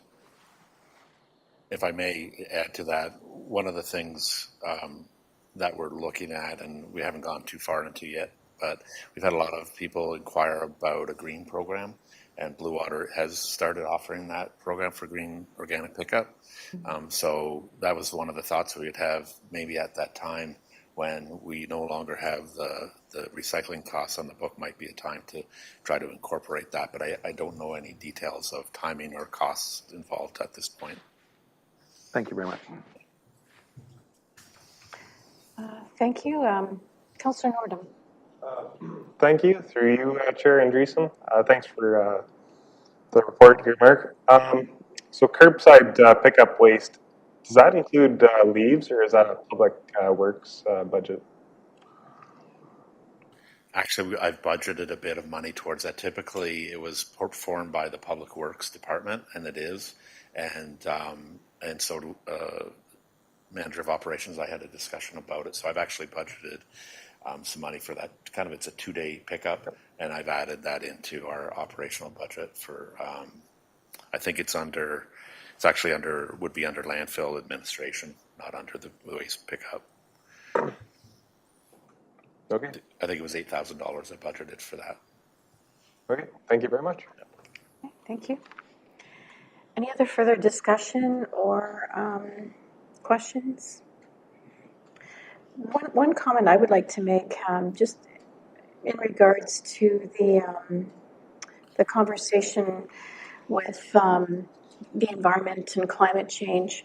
I'm wondering if more direction should be received from other government entities to know what steps to take. And I'm thinking out loud in terms of perhaps it might become more of a strategic initiative over time. And it still would be connected to your department, but it might be around some initiatives with climate change. Sure, yeah, that could definitely be done. Yeah, I guess it's about getting more direction about, what are we doing and what do we do regarding, those concerns with climate change. Yeah. Yeah, and we did have we have the greenhouse gas plan that was approved by council. It sort of stalled a little bit with the moving on of our last climate change coordinator, and I know with meeting with the other lower tiers and the county in Stratford and St. Mary's at that time, the discussion was around how do we move forward, and we actually looked at Wellington County.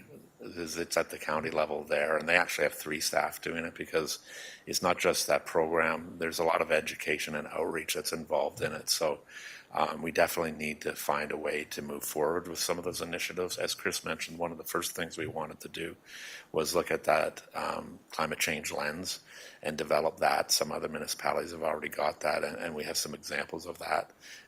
Hopefully, when we get someone in that position, that we'd be able to move forward with something like that we'd be able to review that before we ever do any projects and see how it fits, that it's meeting the green initiatives and things like that. Mm-hmm. Yes, go ahead, Mayor Kaisenberg. So if I might then, the numbers that are in your plan at this point against climate change, do they include in the 2023 year developing the climate change lens for us? Or is that something that hasn't been budgeted for at this point? I did budget some dollars for the potential of developing a climate change lens. I did not include that in my time. I don't know. I think that's out of my realm. I think that would be something that we would need to, if the position does come up at the county level at some point, or if, however, we decide to move forward, that would be something then that would be tasked to that person. The hours that I have in there are simply my time that of what I kind of spend a bit of time here and there. Like I said, we've taken out a full-time person there that we had in there before because we don't have anyone in that position or any way to move forward with it at this time. Hopefully soon. Yes, thank you. CEO Snell? Yeah, so like Mark said, we don't have that capabilities internally. So hopefully there are additional staff at the county level or regional level. Because if you think about stuff that should be done regionally and that would benefit all the lower tiers, climate change is a really prime example. But if our partners don't continue to want to move on and we go this alone, we do have some money set aside that we can hire some outside consulting to help us with some of this expertise. So we will move some forward in 2023, even if we have to do it ourselves. Thank you. Okay, some good discussion about that. It's helpful. All right. Any other questions for Mr. Hackett? Okay, thank you very much. Thank you. We're now moving on to item 6.1.9. Added to our agenda, we have CEO of Library Services, Ellen Whelan, joining us. And she'll be talking about our library system here in North Perth. Welcome. Thank you, Chair Dreesen. Thank you, Council, for having me tonight.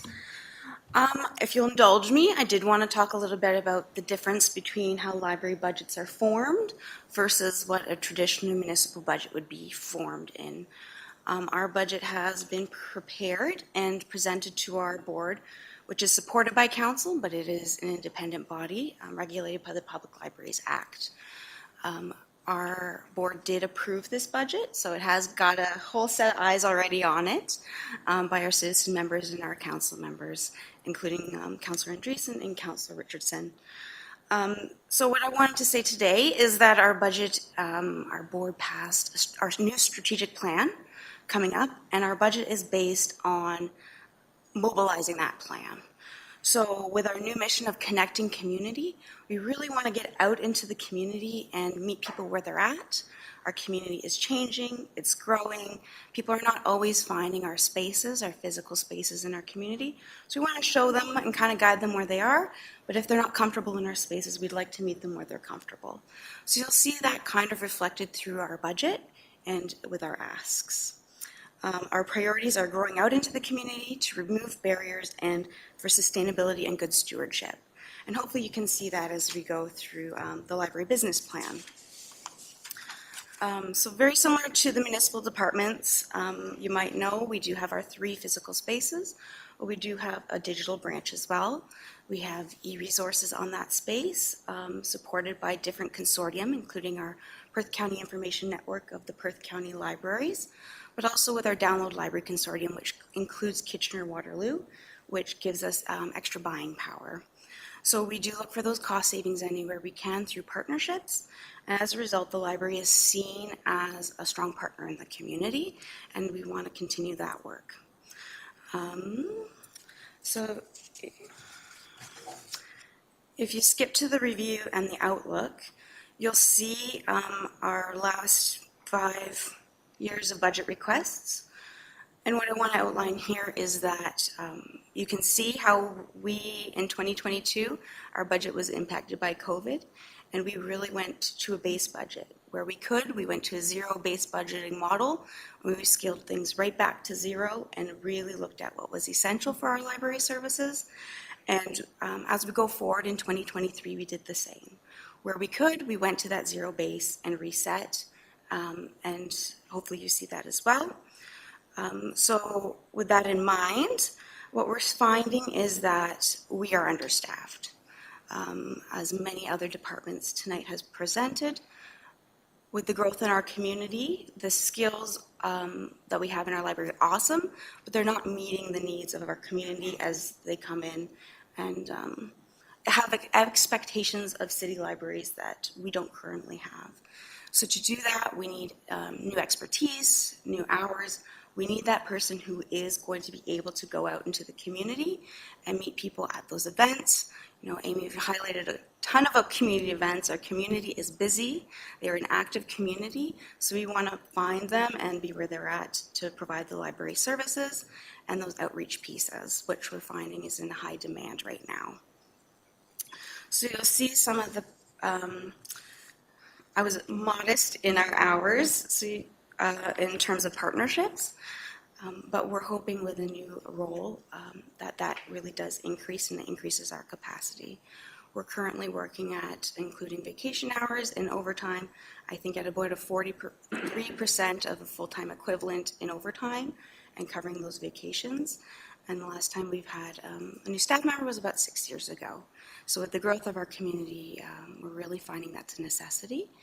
And as you probably know, the provincial government, we rely on the municipal government a lot for that funding and to meet that service of enhancing that living piece in our communities, because the provincial government has not increased our grant since 1996. So although that's being lobbied and there's advocacy going around that, the community relies on this council and our library board to provide those services. And I want to thank you for your time, but that's my quick, short, and sweet pitch to you guys tonight. Happy to take any questions. Thank you very much, Ms. Whelan. Any questions for her about library services and the operating budget? Councillor Rothwell. Thanks very much, Chair Andreessen, and thank you for your report. Just a quick question. DEI Advisory Committee, I didn't see it spelled out, so I'll just ask our head librarian. Yes, so it's diversity, equity, and inclusion. Okay, good. Thank you. It's our newest. I just didn't put two and two together. Thank you. Yes, Mayor Kasenberg. I applaud the interest in the outreach initiatives that you're talking about, and I think that's going to be a wonderful boon for our community. Can I ask you just sort of generally what you're observing in the physical branches at this point in terms of attendance and whether it's sort of bouncing back after the pandemic? In general, I'd say the numbers are bouncing back. We saw a high uptake in our digital resources during the pandemic. You see those dipping down a little bit as people return to our physical spaces, which is kind of nice. But what we're seeing too is a lot of new faces in our libraries, especially with the PC Connect bus stationed outside of our library. You're seeing a lot of people moving through Perth County and joining and enjoying our space as well. So the foot traffic is definitely up. Supplemental. So, I mean, certainly the community has grown in population, well evidenced now. Can you comment then, like, do you think we're seeing the bounce we would expect given the growth? Given the growth, it varies per community, definitely. Okay, thank you. Councillor Rothwell. My last question through you, Chair Andreessen. So speaking specifically of our branches, Moncton in particular, being brand new and opening during the pandemic, the numbers specifically, I presume, are healthy in terms of the comparison to the previous facility. Is that a fair? I would say that's fair. Yeah. It's slowly ticking up, and definitely arena events help. Yeah. And being able to open those doors between the arena and the library spaces definitely help as well. Right. Getting that visibility done. Through you, I was fortunate to be able to have a tour of the library and the early years facility there, and the connection to the arena. I'm glad to see it is working out. So we may look in the future perhaps as an expansion of hours there if things go well. Thank you. Thank you. Any further questions for Ms. Whelan? Okay, thank you very much. So Council, through item 6, we've really heard from all of our departmental managers, and we have had an outlook now of our operational budgets, which have covered legislative requirements and community services, everything from roads to water, recreation and libraries, protective services and facilities, strategic initiatives and corporate finances, staffing, human resources, and administration, all covered in 9 presentations this evening. All really critical services that we need to operate our municipality day to day. And we really appreciate the work of all of our managers to really combine and put forth their budgets and business plans this evening. I'm looking at the time. I'm wondering if we need to take a short break or if you would like to plow through. Plow through? Okay, very good. This takes us now to item 7, and we're going to now take a look at our combined budgets all together, which is basically the bottom line. And that has not been provided to you electronically. We will take the first look at it together at this point. I'll be calling forward Becky Belfour to make that presentation and to help us unpack the bottom line of all of the combined budgets. And over to you, Becky. We apologize, it will be small print, right? Yes, unfortunately, this is our spreadsheet. Actually, this is our spreadsheet we use once we pull all the numbers together, which you saw snippets of each one.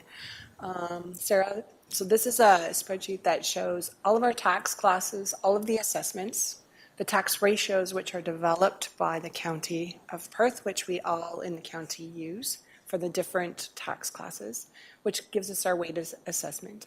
From there, we calculate the municipal tax rate, the county tax rates for the individual classes, as well as the education.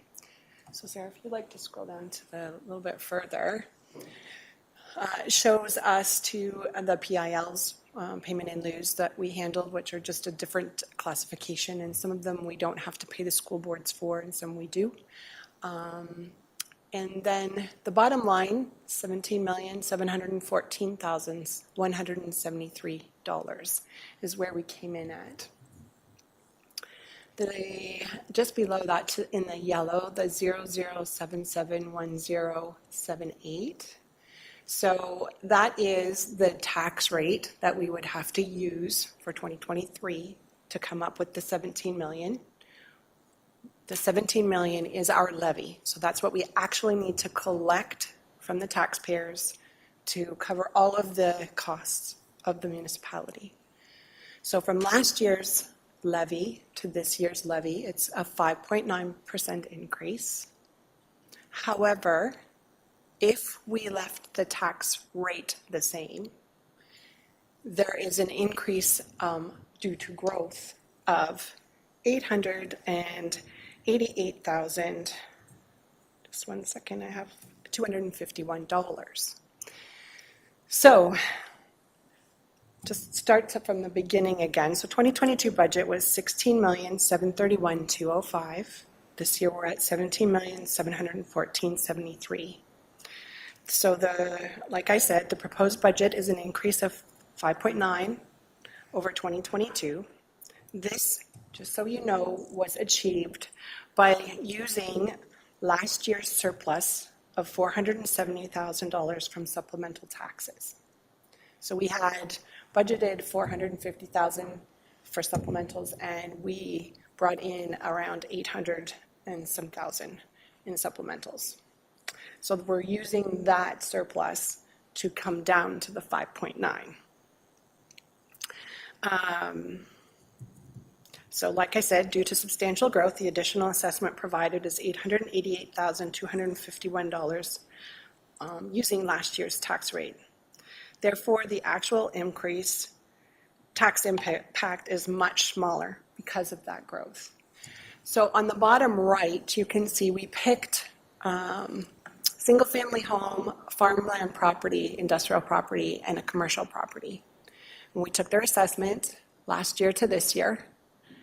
And with the growth, it is only a 1.8% increase on their taxes. And I know that's a little probably hard to understand when it shows 5.9, but that's the overall. If you take it, this is just on an average property, right? That you're seeing the 1.8, sorry, my eyes back and forth with the glasses. So that works out to, on a residential property, about 16 cents a day using this formula. So overall, it is not as big of an impact because our tax rate is lower. So I think, or a little bit higher, sorry, a little bit higher. Does that kind of, I know it's a little bit twisted, I know it's hard to understand. It looks like it's 5.9, but if you take the tax rate, the new tax rate, and you multiply it by the average assessment, because of growth, we're only 1.8% increase overall. So that for the growth. Yes, so the difference between last year and this year's increase in the levy is $982,968. And of that, we're using $888 is covered by growth. So there's only that small margin that really is what's on the tax rate. So, as you know, the county, the last report that I had got was on February 16th, and it was published at 9.6% increase. Our North Perth portion of that levy is 12.2%. Because we have a higher growth rate, we take on a little bit more of the county. And we are assuming that the school board's going to stay static. They've gone down in the past few years, but we're assuming, we don't know for sure yet, that it will stay static. So that would put us at an overall, with this, 7.2% increase. So, when we combine all of the estimates, the impact, like I said, is 1.8 increase over 2022. So given the lower impact, staff was wondering about recommending that we remove the $470,000 surplus and not allocate it to the 2023, and it be kept for future projects, because then it would become surplus and it would be part of what we can use for capital projects, and move to an additional tax levy. Could you do that calculation for me? So we're going to add back on the 470. So that moves our levy increase to 8.7%, but on the bottom right-hand side there, you can see that it's actually only a 3.6% increase on the average person's tax. This is someone who, we're in a 4-year, or not in the 4-year phase in right now, so mostly everyone's assessments have stayed status quo. So anyone who might have shifted for supplemental or renovations or something like that, they're going to see a bit of a different increase, but the average person's assessment will be 3.6, which then calculates to, on a residential, 31 cents a day. Questions? Comments? Yes. So there's a lot to digest here, and I think it's important that we do ask some questions, make some comments, and engage in some debate regarding these proposals, specifically around the $470,000 surplus that we have a choice to make and think about, and that $470,000 could be incorporated into operations to offset the levy, or could be taken out and used towards capital projects or into reserve, correct? Yes, and that's again just the supplemental surplus, not Supplemental anything surplus. else of the rest of the operating budget, just the supplemental surplus only. CEO Snell, I'm going to have him make some comments first before we begin debate. Go ahead. I'm just going to mention, so because we're bringing a surplus forward, and this is a practice commonly done by a lot of municipalities, we haven't traditionally done it in North Perth, but that is almost as the county used their tax stabilization fund, it has the same effect. We will have to catch that up if we don't keep experiencing that surplus. So it will require us to catch up in future years if we bring forward a surplus. So that's the other advantage of not only putting in reserves, which this council or future council can use it on future projects, but also we won't have to catch that up in future budgets as well. Thank you very much, CEO Snell. Let's engage in some debate, questions, comments, and Councillor Johnston, go ahead. So Becky, why does it seem if we pull the 470,000 out, so the screen you have up there now, sorry, I got to turn so I can see it. Why does it seem to hit residential and farmland harder? Because they were in their increase has almost doubled from the first screen you had. You know what I mean? They were at 1.8 and 1.6, and industrial and commercial were also in the ones, but now they've gone to 3.6.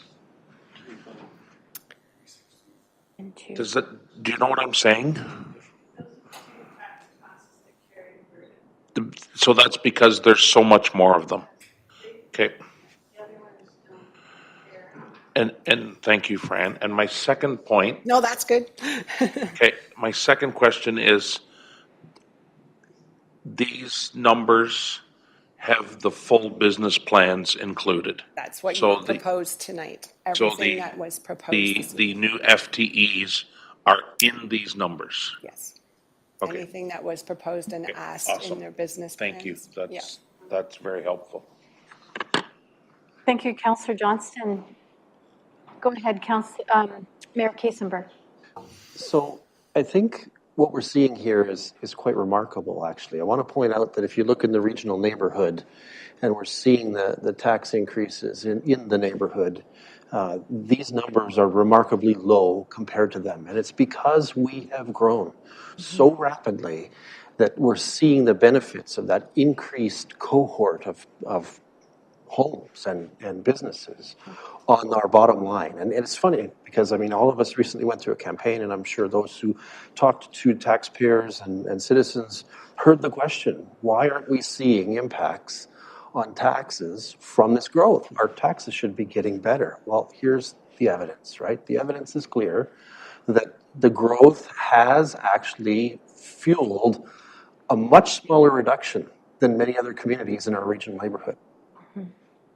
Or a much smaller increase, sorry. So upshot is here that, to me, we have this interesting choice. And if I'm following the bouncing ball, one of my favorite expressions, I'm sure they'll put that on the tombstone, actually.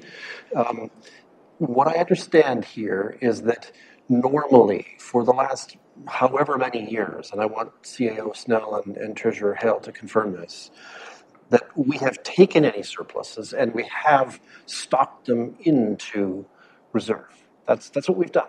We've put the money away and allowed the reserve to build so that we have that rainy day fund, if you will, that can help us and meet our capital expectations as well and needs. So here we are. We have this year where we could really chase even further down the percentage that the taxpayer pays on their property to 1.8%, I think it was, for both residential and commercial. We could chase it down by using that surplus, but that's not been our practice. Our practice has been to stuff surpluses into reserve, and I actually want to advocate, and you know, it could go either way, right? But that's a sensible practice, right? To maintain those reserves effectively so that we're managing our capital expectations in sort of the graded line that is expected over the next 10, 15 years makes a lot of sense. We can, as staff has shown us, put the money directly into this year's bottom line and really hold the line on the increase. But sooner or later, that 470,000 or whatever it is that we're using has to be made up because we've made projections about that reserve and the capital projects that have to be touched against that reserve, right? So sooner or later, we'll pay it back. The question is this the year to make a change in what we've done, or shall we continue with the process we've used all along, stuffing the money essentially into the reserve to meet the capital expectations and projects that have been forecasted for the next window of 5, 10, 15 years. And I'll argue that I don't know that we should change the practice. I think that we should allow that money, that $470,000, to go into reserve and live quite happily, even though taxpayers may still squawk at us, with a 3.6% increase on their home and their 3.6% increase on their business. That looks pretty good in 2023. If you look around, I think we've got a lot of cover. We can point at a lot of different municipalities near us and say, they're not there, so why are you giving us grief? We're being prudent. And that's what I would argue, and that would be my stance. I want to be prudent here. Thank you very much, Mayor Kasenberg. I'm going to make a speakers list, starting with Ms. Blazak, and then Councillor Richardson. Go ahead, Ms. Blazak. Am I good? Can you hear me? Yeah, go ahead. Further to what Mayor Todd was saying, I think this came very timely on the heels of a presentation from United Way on food insecurity that we saw on Monday night in this chamber, and the struggles that community members are facing in feeding themselves, paying their utilities and the extras at the end of the night, or at the end of the month. And when you look at the difference between, not carrying over the surplus at 16 cents per day versus carrying over or putting the surplus into reserves at 31 cents a day, that is going to have little to no impact on our community members and their ability to put food on the table, because the cost of food is it's not going to be impacted by 16 cents versus 31 cents a day. So I think really, as much as we know that our taxpayers are struggling, this is not going to be where that extra money is made up at the end of the month, in my opinion. Thank you very much, Councillor Blazak. To you, Councillor Richardson. Thank you. And through you, Chair Andreessen. Very true that in past it has been practice to keep that reserve and to put it in there. On one hand, I do understand that, and I can understand the sentiment from Councillor Blazak that it might not possibly make a difference to the majority of the people.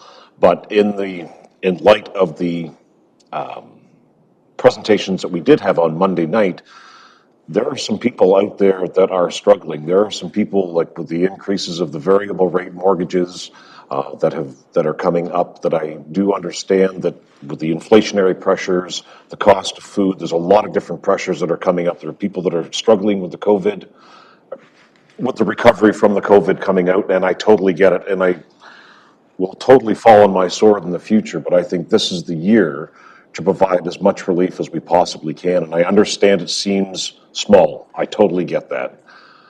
But I think there's a lot of people out there.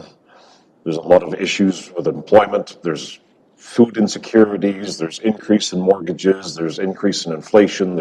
I think there's a lot of pressures on the folks right now. For the best that we can do for them is to keep it as low as possible. And thank goodness for the growth. And I totally concur with what you have stated, Mayor Kasenberg, that because of the growth has significantly offset what that increase could be. I just think personally that it is the year to provide the best relief that we possibly can for the citizens of North Perth. Thank you. Thank you, Councillor Richardson. Okay, thank you. Councillor Enstedt. Welcome. Thank you, Chair Andreessen, through you. And everyone, great points that have been raised this evening. Obviously the budget, a lot to consider. Everyone here will know I've been a firm advocate of reserves and all the previous budgets that I've been a part of during my time on council. And I would say that I would continue to be an advocate at this point. Fully agreeing with Councillor Richardson's comments. People are struggling. There's no doubt about that. In a lot of facets, whether it's groceries, whether it's utilities, whether it's mortgages, whether it's taxes. I would propose, and again, I would obviously open this up to council's thoughts as well, if we were able to put a portion into reserves And if we were able to put some back into the budget, almost a compromise, if you will, again, still saying that we are going to put some money in reserves for the future, because again, things aren't good right now, but we don't know what they're going to be like down the road. But also trying to provide some relief. I think we owe that to our taxpayers, trying to provide that relief, because again, things are not good right now and they may not get better for the foreseeable future. So my suggestion would be a portion of that surplus would go into the reserves and a portion would go onto the budget. Thank you. Thank you, Councillor Anstead. Just out of curiosity, would you have a recommendation for us to think about in terms of, you know, what you're referencing in terms of portions? Yeah, thank you, Chair Andreessen, through you. I hadn't come up with a firm number at this point. I was thinking somewhere in the neighborhood of half, but again, I would be open to hearing what the rest of council has to say before we were to move forward with that. Thank you. Thank you for providing that clarification. Additional speakers, beginning with Councillor Nordum. Thank you, Chair Andreessen. Yeah, I definitely like the first chart better, but I really do agree that we need to keep that 470 or whatever it was in reserve.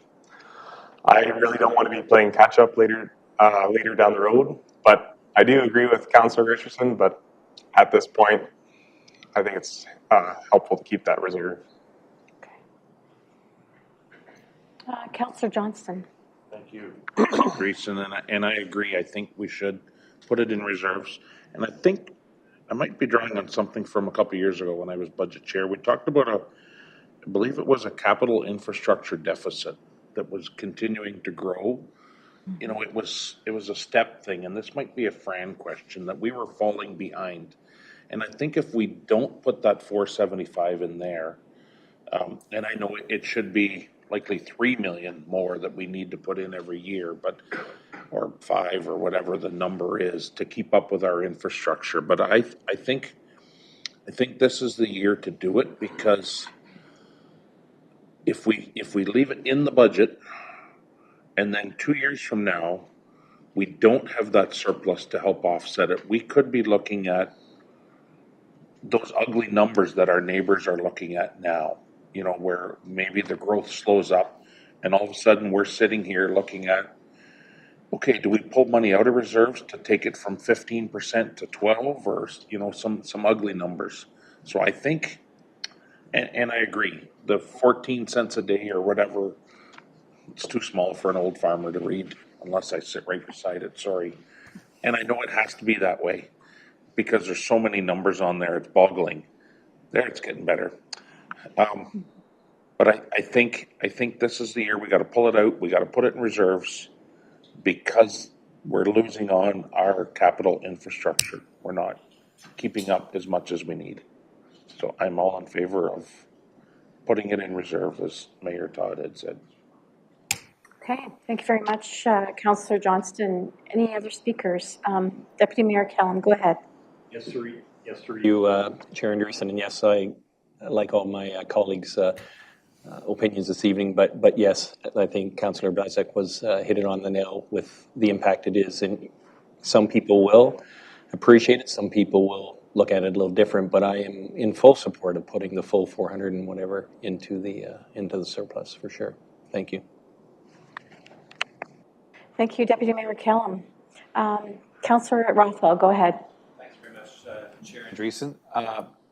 First is a question, just to confirm. The cost of living or consumer price index, I think, is somewhere in the order of 6 or 6.3. Is that a number? Yeah, I just go from June to June, it was 5.9.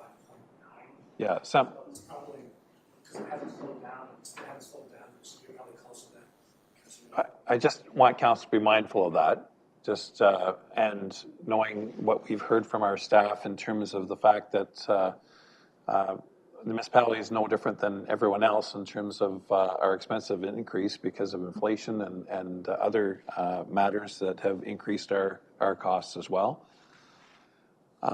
One issue that our fire chief and manager of development and protective services mentioned is the changes that are upon us in terms of the provincial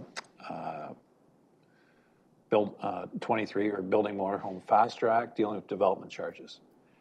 And I am not sure if our staff can talk right now in terms of what that potentially means in terms of our income loss that we as the municipality of North Perth are going to see in the 2023 and what that means going forward. It's a question I'm asking now. I don't expect an answer to, but what I've heard from other municipalities, and if you've been listening to the news, it is sizable. And because we've had such growth, our development charges coffers have increased because they need to, because development should pay for development, which it does. The point is that if development's not paying for development, that everyone else is going to be paying for it. So we will see those multi-level or multi% increases that otherwise we've been just talked about being able to offset because of growth. So I'm not sure if our managers have been able to put that lens on in terms of this budget and what will actually mean. And I don't want to come back here if we adopt a budget like this now without using reserves, which I agree that we shouldn't be using the reserve to offset, because I really don't know what it is. But we may be coming here in next September, October to look at a budget variance because we have a shortfall on development charges. That's a concern I have. I'm not trying to play politics here and so on, but this is a very real concern that I think we should all have. What is the impact on the potential reduction of, or not just potential, reduction of development charges to our municipality, and what will that mean for the operational side, let alone the capital side? But we're talking about operations, so that's a concern I have. Thank you very much, Councillor Rothwell. I think we've had an opportunity to hear from all councillors. Does anyone have anything additional that they would like to share or comment on at this time? Any other questions for our team out there? Oh, CEO Snelligic to make a comment. I just didn't know if we could make an attempt to ask or answer Councillor Rothwell's question. Okay, go ahead. It is difficult because, of course, development charges revenue are driven by building permit activity. So it's a little hard to guess what that is today. I wish I had a crystal ball. But there is certainly, and I don't see an impact in 2023 necessarily because the development charges just took effect on January 1st. But eventually, what Councillor Rothwell is saying is correct. If the current legislative regime stays in place, we will definitely reach a point where development is not paying for development. And unfortunately, that just gets spread amongst all the rest of the existing ratepayers.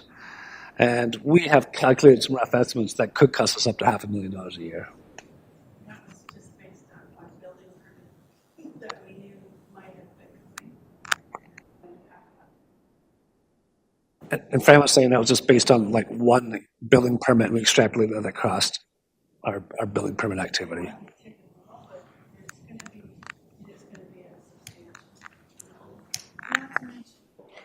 Ms. Hale, do you mind taking a microphone so that our public can hear? I think you have some valuable information to share. Thank you.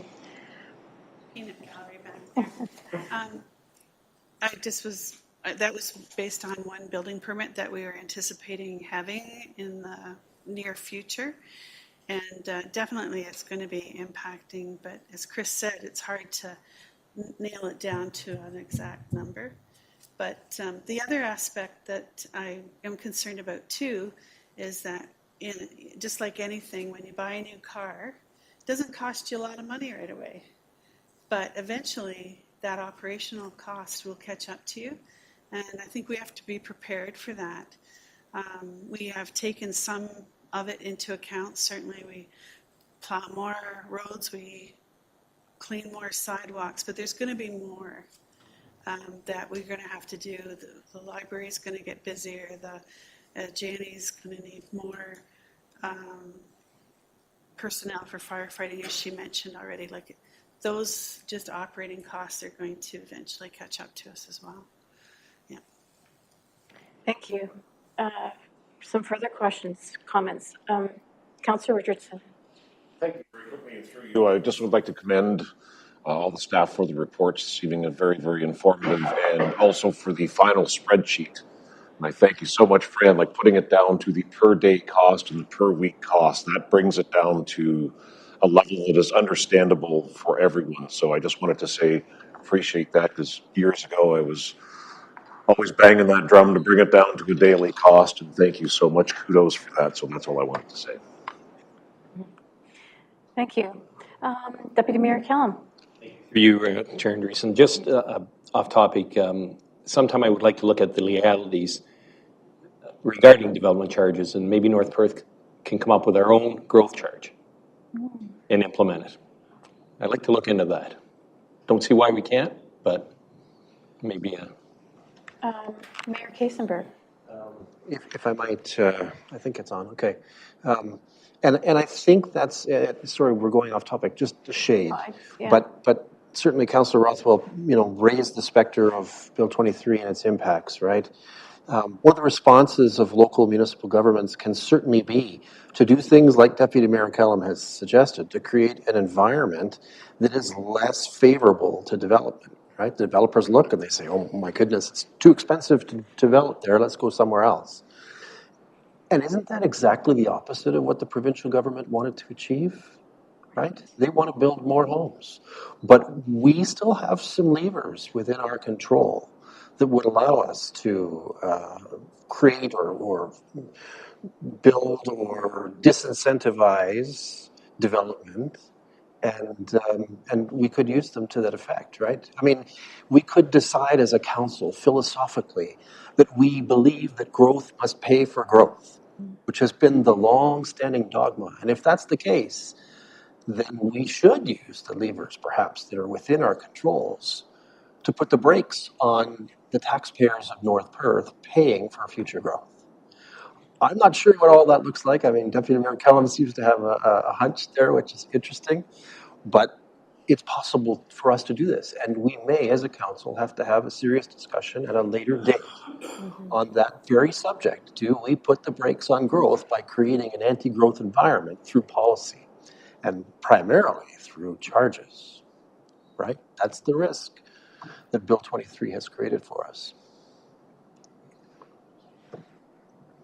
Thank you very much. Some very engaging discussion.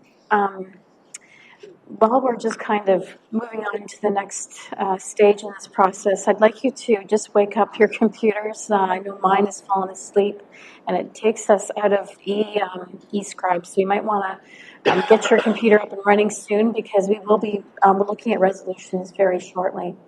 While you're doing that, any further discussion? Councillor Rothwell. Thank you very much, Chair Andreessen. So just following on Mayor Kasenberg's point here, so can we just confirm again that the actual offset that increased assessment is actually contributing towards this? I don't think it's up on the table, or did I miss it? I think you had talked about how much the increased assessment is offsetting the amount. 888,000.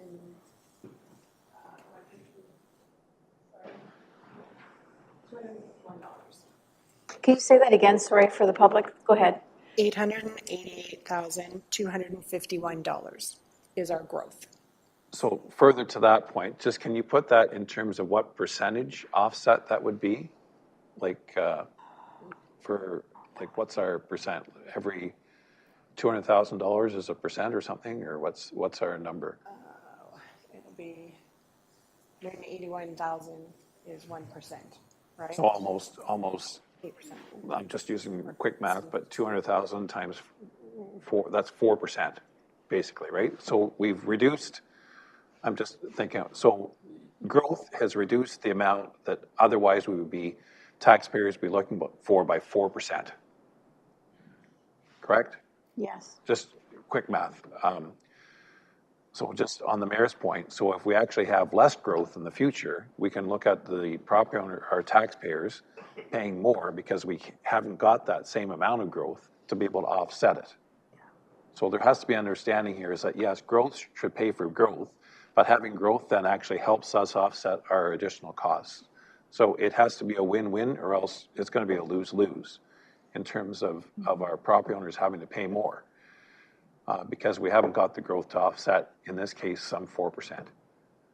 That's the point I want to make, and that's the point I think we collectively need to make, separate from our budget, to the province, that the municipalities don't lose money. It goes direct onto our taxpayers. And if anyone thinks that's not the case, here's the proof. I mean, that's the point that I really want to make. So I think I've said enough. Thank you. Deputy Mayor Callum. Just last comment, as to one of Councillor Rothwell's previous comments, would you like to speak on the climate control? Yeah, go ahead. Okay with that. All right. So while we were sitting here, I received a kind response from CAO Wolf at Perth County with regards to climate change investment by the county in 2023's budget of the County of Perth. It would appear that, excluding other incidental investments of staff time, which are built into their business plans and therefore perhaps not fully accounted financially, the county has and did include in its budget, sir, I'll get my words out yet, a one full-time equivalent climate change coordinator. The title probably will change according to CAO Wolf in the near future. And there are discussions that are pending with the CAOs of the lower tier municipalities to confirm and work on job descriptions, job title, and roles and responsibilities, especially with regards to how they interact with the lower tier municipalities in the County of Perth. The county will bring back more information as a result of my request with regards to other staff members whose duties are impacted by climate change and who therefore are investing county taxpayer dollars in their efforts, but there's more to come. So yes, the county did do it at that, and there's more still, but we wait to see how that's itemized and calculated out.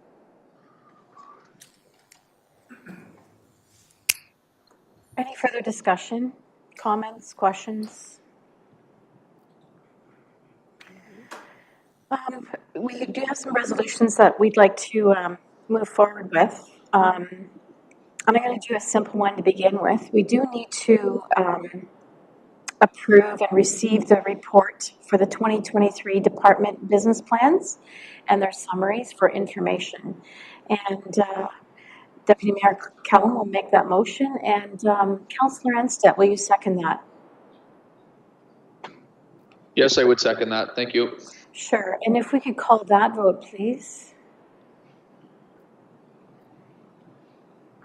Make sure our computers are working again.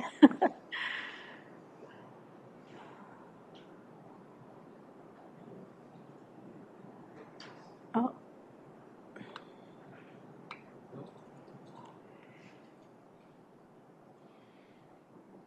We're missing one, I believe. We're okay? Okay. And that is carried. Thank you. So now it brings us to an interesting task in terms of some resolutions. And what we would like you to consider, Council, is to provide staff some direction in terms of the tax rate and the possible bottom line moving forward. We know that we need to receive community input prior to actually moving this budget forward, and we totally respect that. However, we as a council should give staff direction based on our thoughts first, and then that would be, of course, shared with the community for their input. So we have a couple of options. We could look at, number one, not putting the $470,000 into reserve and keeping it into the operations budget and keeping it to that lowest rate. The second option would be to put that $470,000 into reserves And the third option could be a split type of perspective. Based on my notes and listening to the conversation this evening, I've seen probably more comments from councillors looking into the possibility of putting that complete amount into reserves. So I would like to have a motion to move forward with the direction we'd like to take. And Councillor Johnston, what are your thoughts? I would move that we put the 470, whatever it is, 470,000 into reserves. So option 2 on your list. Okay. I would move that. Make that motion. Okay, thank you very much. And Councillor Nordum. Yes, I would second that motion. Okay. Are there any comments, further debate at this time around that proposal, this resolution? Okay, so I'm going to read it based on the wording that we have and the figures that we have to use. So the resolution will read as follows, that the Council of the Municipality of North Perth gives direction to staff to move forward with the 2023 budget as presented by Councillor Leanne Andreessen, Budget Chair, with an $18,184,173 general tax levy for municipal owned purposes and $275,000 area tax levy for stormwater management purposes. Is that correct, Sarah? Did I catch that correctly? Okay. That's the resolution on the floor at this time. It was moved by Councillor Johnston and seconded by Councillor Nordum. Any further discussion, debate? Okay, let's have that vote.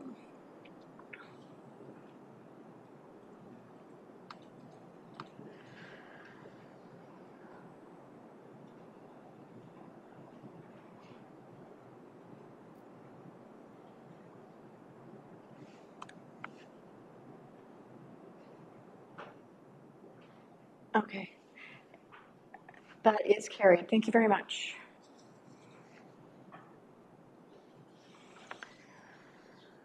Okay, Council.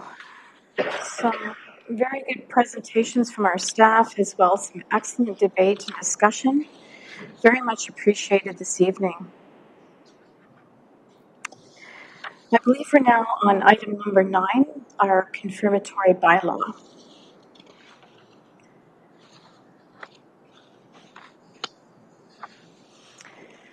And I have a bylaw before me that reads that bylaw number 26-2023 being a bylaw to confirm generally previous actions of the Council of the Municipality of North Perth be introduced, read, and considered read a first, second, and third time, and be finally passed, and that the said bylaw be signed by the Chair and the Clerk and sealed with the seal of the Corporation.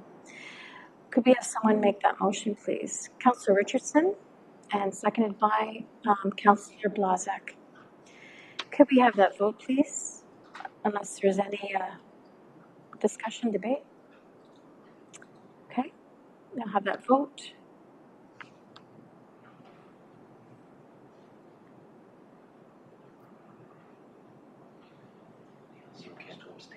Okay, that's carried. Thank you very much.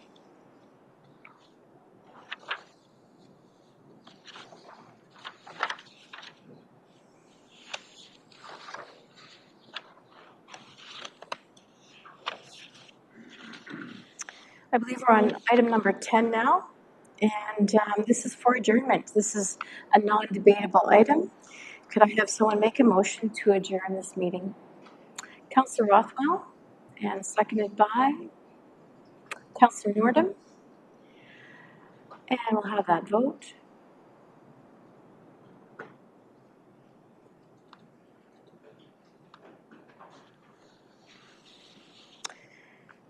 That is carried. Oh. Sorry, does it matter that it says 9:97 p.m.?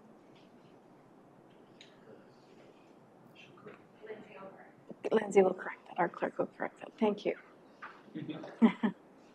And that is carried. Thank you.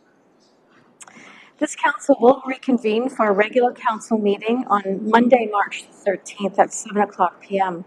Our next budget meeting will be on Wednesday, March the 22nd at 7 o'clock p.m.